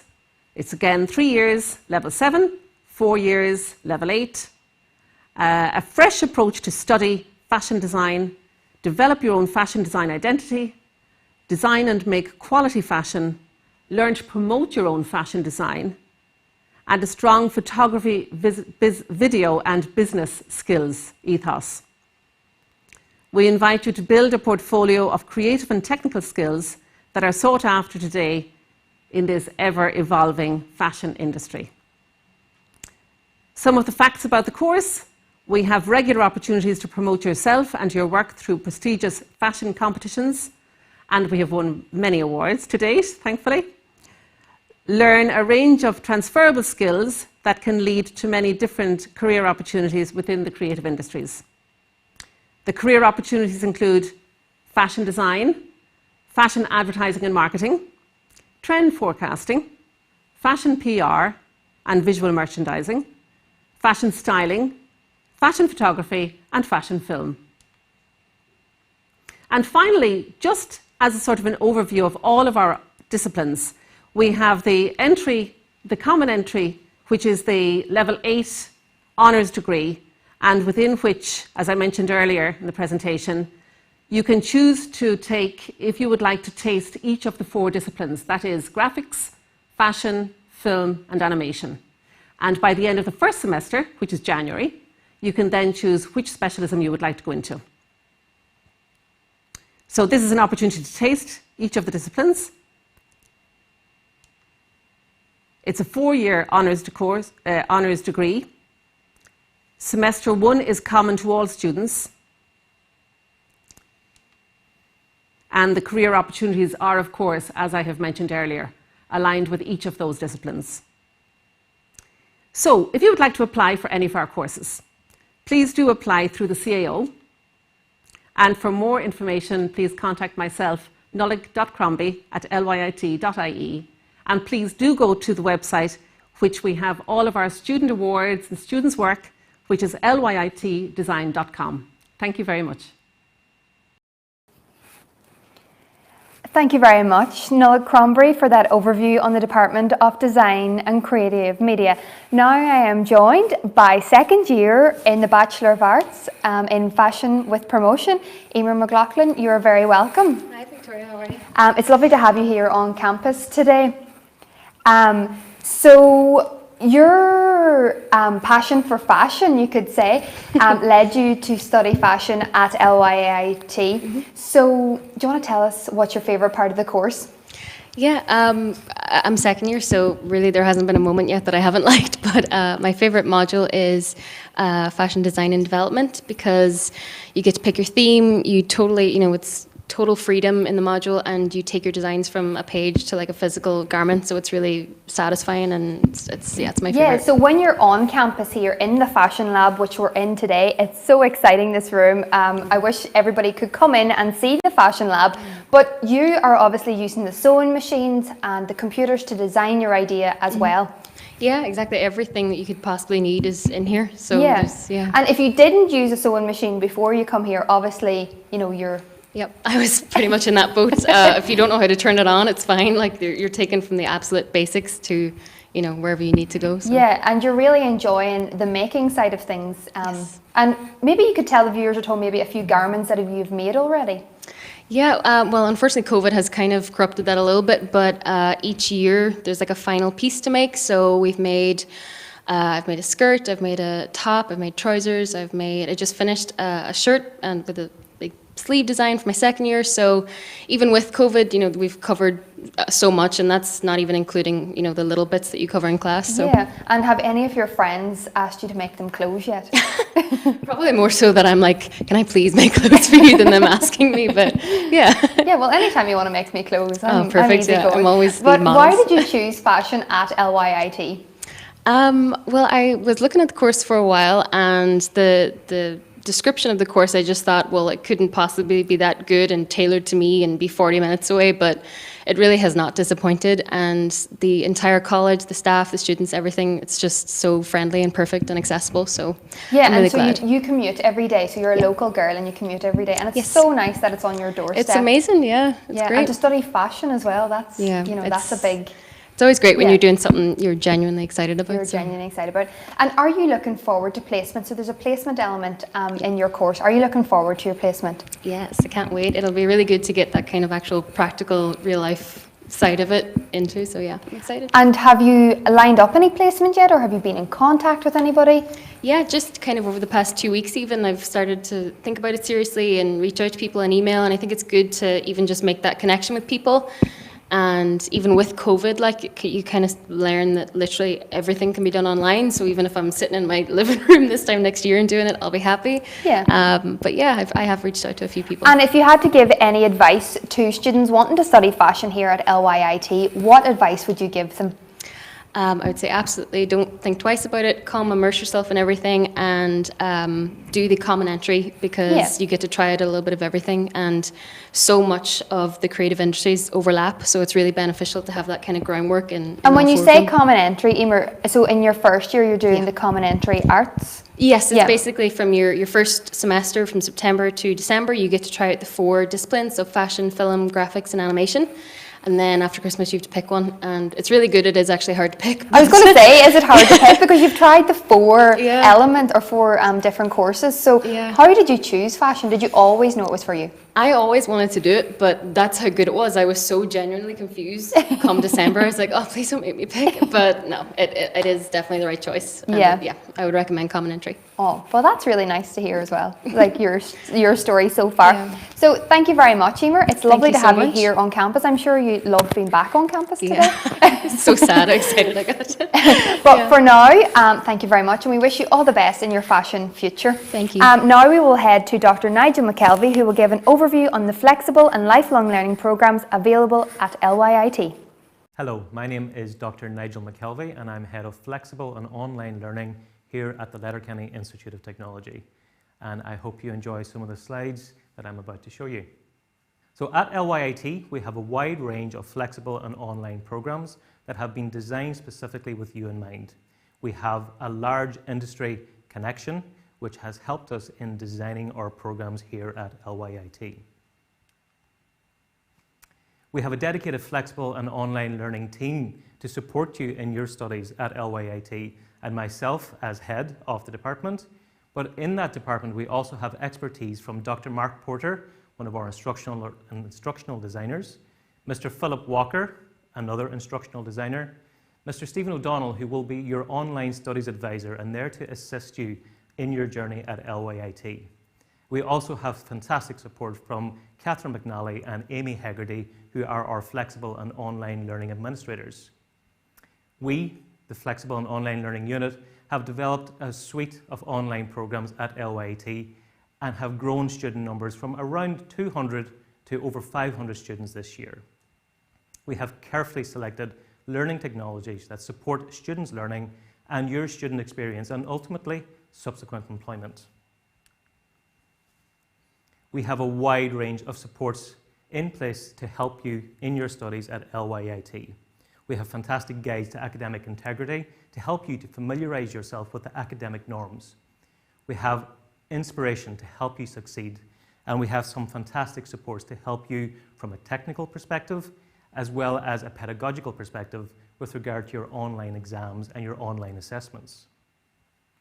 We have additional fantastic supports in place in the form of Studiosity, which is a 24/7 academic writing and mathematics support available to you in your studies at LYIT. We also have Blackboard Ally for those of you who may need additional assistance with regard to accessibility of the content that you may need access to. In addition, we will help provide guidance for your online etiquette, which will help you in your academic endeavours, but will also be useful to you as you go out into the workplace. We'll help you set up your profile pictures and your email signatures. We'll help you gain access to the modules on Blackboard so you have no stress as you enjoy your studies at LYIT. We also have student handbooks in place which all departments have access to and will hopefully assist you in having all the information you need in one location. We have some excellent online services through the library, through the Computer Services Help Desk, through the exams office, registration, to name but a few. We're also here to think about you and your well-being, and we have Epigeum, Being Well, Living Well, available for you through your virtual learning environment, Blackboard. We have a wide range of student services and supports, again, all there to assist you in your journey and your studies at LYIT.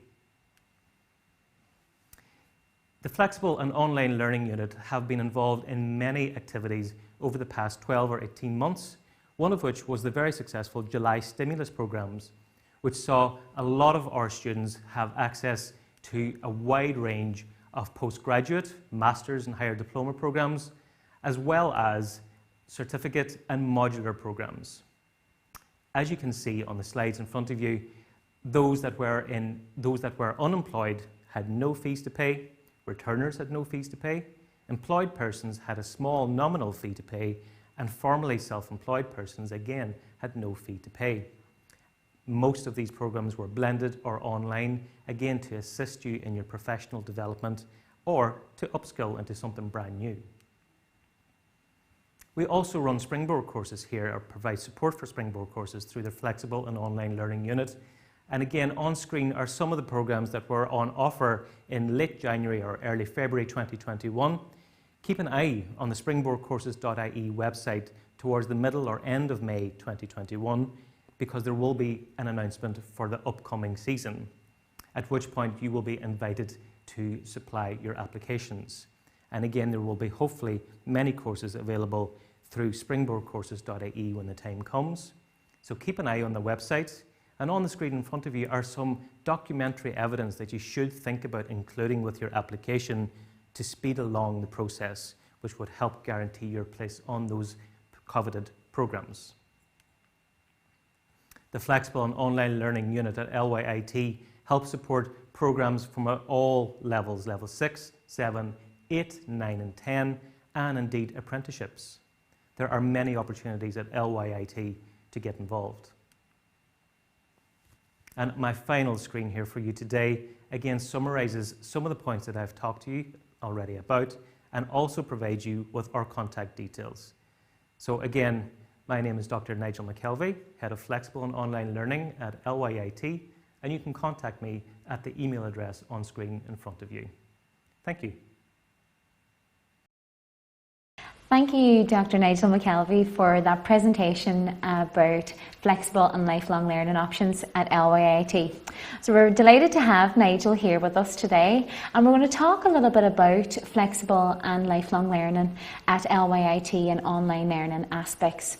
So in terms of the programs that you offer and the student numbers within your function, the numbers are soaring. And can we understand maybe, or let people know, why online and flexible learning options have become so popular?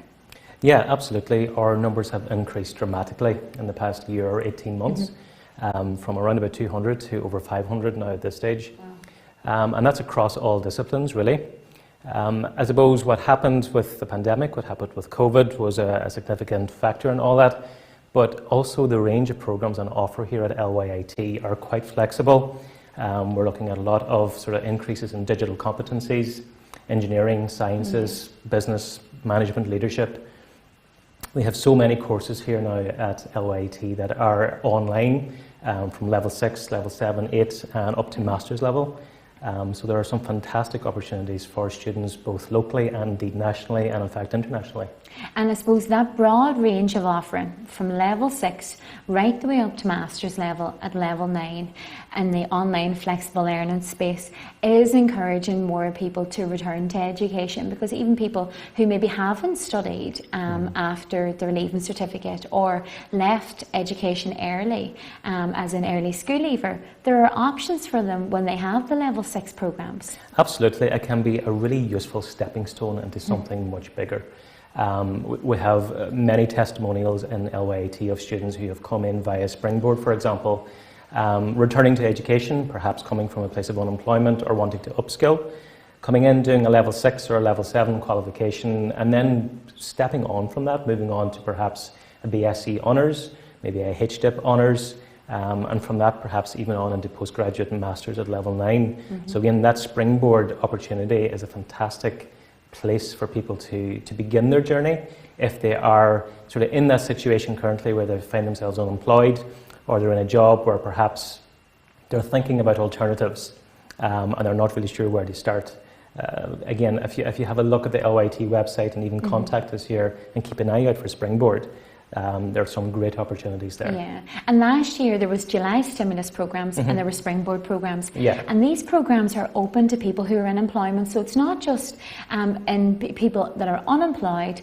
These programs are open to people in employment. Can you talk a bit about that? Absolutely, yes. So the July stimulus provision occurred last year in 2020, and that's where we had a range of programs here at LYIT that were modular or certificate level, but also at master's and postgraduate level, where the fees were funded or covered essentially up to 90% for those people that were in employment. And if you were unemployed or returning, the fees were actually zero, so you had nothing to pay whatsoever. Yeah. And the vast majority of those programs again were either blended, flexible, or entirely online. And the Springboard options are very, very similar, and they're an annual thing, where July stimulus was a 2020 thing. We may have something similar in 2021, but we're not sure yet, so watch this space essentially. But Springboard it works on the same premise. If you're in employment and you're eligible for the programme of study, then your fees can be covered up to 90%, which means you've only 10% of the fees to pay. And you know, the opportunities and the doors that opens is just phenomenal. That's a massive, I suppose, incentive for anybody that's thinking about returning to education, and maybe the cost of a master's or the cost of returning to education was a barrier. Knowing that you're in employment and you only have to pay 10% fees, it's a huge boost when it comes to these programs. Absolutely, and again, you know, we have a dedicated, flexible and online learning team here now at LYIT as well. So, you know, we've made huge provision towards supporting our students and our staff in being able to provide these flexible and online programs where we have studies advisors, instructional designers. We have everything there to assist staff and students to get the best out of these programs. And students that are studying online require supports the same way as a full-time student requires supports here. And LYIT offers a vast range of student support services, whether you're a full-time registered student, a part-time or an online student. So you mentioned Springboard, Nigel. When will we know about what programs are available this year for September 2021? Yeah, so our applications are in at the moment and they're being considered just like every other provider or institute or university in the country. And we will hear the announcement most likely towards the end of May or start of June, which is typically when the announcement is made. So if anyone is interested in any of those Springboard programs that might be coming up in 2021, just visit www.springboardcourses.ie and you can filter by selecting the Letterkenny Institute of Technology, and you will then see when the announcement is made essentially which programs are going to be on offer here at LYIT through that initiative. So it's a case of watching the space, and in terms of, I suppose, the Springboard programs, a promotional campaign will launch probably simultaneous to that, so you can't miss it. Yeah, absolutely. And again, if you have any inquiries about potential Springboard courses that are coming up, you can contact us at springboard@lyit.ie, or indeed you can drop an email to myself, nigel.mckelvey@lyit.ie. Thanks so much. So Nigel, thanks for joining us. We're now going to head over to our sports and leisure facilities. Earlier this week, Michael Murphy and some of our scholars joined Victoria on the pitch to talk about sport and leisure facilities at LYIT. Welcome to Letterkenny Institute of Technology's gym facilities. Both our Letterkenny and our Killybegs campuses offer gym facilities for free to students at LYIT. Let's now head over to Victoria Wilson and Michael Murphy for an update about sport at LYIT. Thank you very much, Fiona. Michael Murphy, manager of the men's Gaelic team here at LYIT. Thank you very much for joining us on our virtual open evening. So Michael, I'm sure you'll agree with us that the sporting facilities here at LYIT are incredible. Today we're on the soccer pitch here at the college, and tell me, Michael, what do you think about the sporting facilities here at LYIT? Yeah, we're over them in Victoria, the sporting facilities that we currently have here. We have a high performance gym and lab which our teams get access to, as well as our individual sports, and then academically our sports courses get great use out of them too. We have Dandenong, which is our sports and recreational facility, where we have our huge indoor hall there, and as Fiona was up in, and we have our gym up there which is open to all, free of charge to all our students. Okay, so we're really delighted with the facilities to here. Also, big plans in place for the next 1 to 2 years. We're going to have our fantastic sports campus, which is really exciting plans for any potential students coming in now, hopefully next year. Yeah, so hopefully they will get the use out of our sporting facilities in the future. Exactly. So team sports and individual sports play a massive part here at LYIT, and COVID hasn't helped the situation, but the competitive side of things here at LYIT is amazing. It is, it's growing year by year. We're really proud again of our teams that we have here competitively in a range of sports. We have Gaelic football, we have soccer, basketball, and again our individual sports are something we're extremely proud of, and we really see them going from strength to strength. Hopefully in the coming years we have our sports scholarship scheme which is growing year on year too. So again, yeah, we're really looking forward to it. COVID has been a bit of a challenge, yes, but I've no doubt, exciting plans from speaking to people in the higher education sector. It's going to be really good strength to strength from 2021 to 2022. Fingers crossed. Exactly. So at LYIT we offer a sport for all approach at LYIT. So why is this important? Sport for all is vital. Obviously, we mentioned before we have our competitive teams and our competitive individual sports, and that is good. But that's only a small sector of our overall students and staff population here. So again, the facilities that we have here cater for all students who want to use our facilities recreationally. So yeah, and our gym is free to use. Exactly, free to use, free of charge, and something we're really, really proud of, and anybody can use them at any time throughout the day. We also have our programs and classes, again, free of charge and free to use for anybody that wants to really participate in. So Michael, sports scholarships here at LYIT are really important. It's not just about the financial benefit, but it comes as a whole package. Yeah, the financial benefit obviously is massive, but there's no doubt about it. It's the whole academic package. The students here are here for sport, but also for course reasons. So we want to offer academic support, mentoring program, also access to our facilities. So yeah, we're extremely proud of that approach, and we hope to really try and expand that offering again in the coming years. Yeah, and you also offer plans and clothing, also branded clothing. Yeah, without a doubt. So they get their branded LYT clothing as sports scholars, and also again personal development plans for them to get better then as individuals throughout their whole 4 years here, hopefully at LYT. Being a sports scholar at LYIT is very rewarding, and we're very lucky to have some of our sports scholars here today. We have Rory, Megan, Luke and Leah. So we're going to ask some of our sports scholars some questions, and we're going to go to Rory first. So Rory, how has the sports scholarship been beneficial to you? The scholarship has been a great support for me this year, and it has really helped me settle into my first year in college. It's not only about the financial support it also offers academic support, and really helped me this year. Megan, it has been disappointing not to have much activity this year, but are you excited for the year ahead? Yeah, it's been a very disappointing year sports-wise, but I'm very excited for the year ahead, especially as LYT soccer is very well established, and the ladies have a great team. They have a lot of great players I've played with in the past, so I'm really excited to play the girls this year at LYT and hopefully bring some success to the college. Look, LYIT has a strong reputation for basketball successes. Are you proud to be an LYIT scholar, and what does this mean to you? Yeah, definitely. It means a lot to me because I would have known a lot of the previous basketball scholars, and to see the success that they brought to LYT, it makes me motivated and excited to get back playing and to build the reputation even more. Leah, as a European international winning boxer, you have had major successes. Are you excited to perform on behalf of LYIT? Yeah, I'm definitely excited to perform this year. Hopefully we'll have the boxing championships at the end of the year, which I'm very excited to, and for the Gaelic also. The girls have had great success over the past few years, so hopefully we'll have many more. So thank you, Michael, and our sports scholarships for giving us a wide insight into sport at LYIT. For more information on sport, you can contact michael.murphy@lyit.ie. But for now, thank you very much. Thanks, Victoria.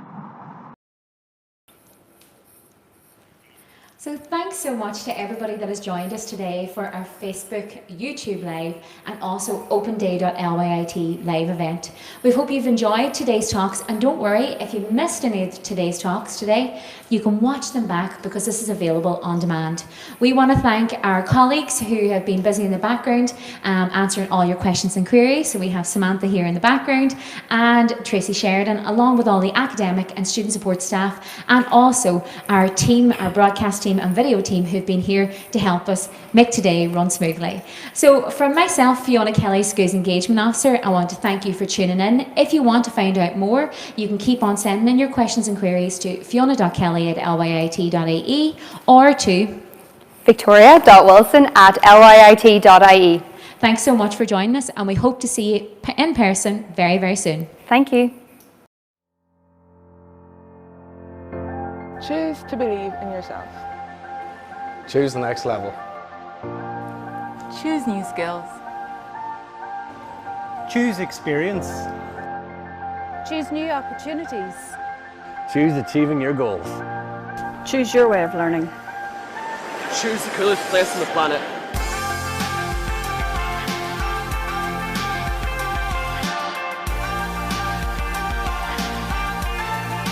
Choose your career. Choose from a whole pile of courses.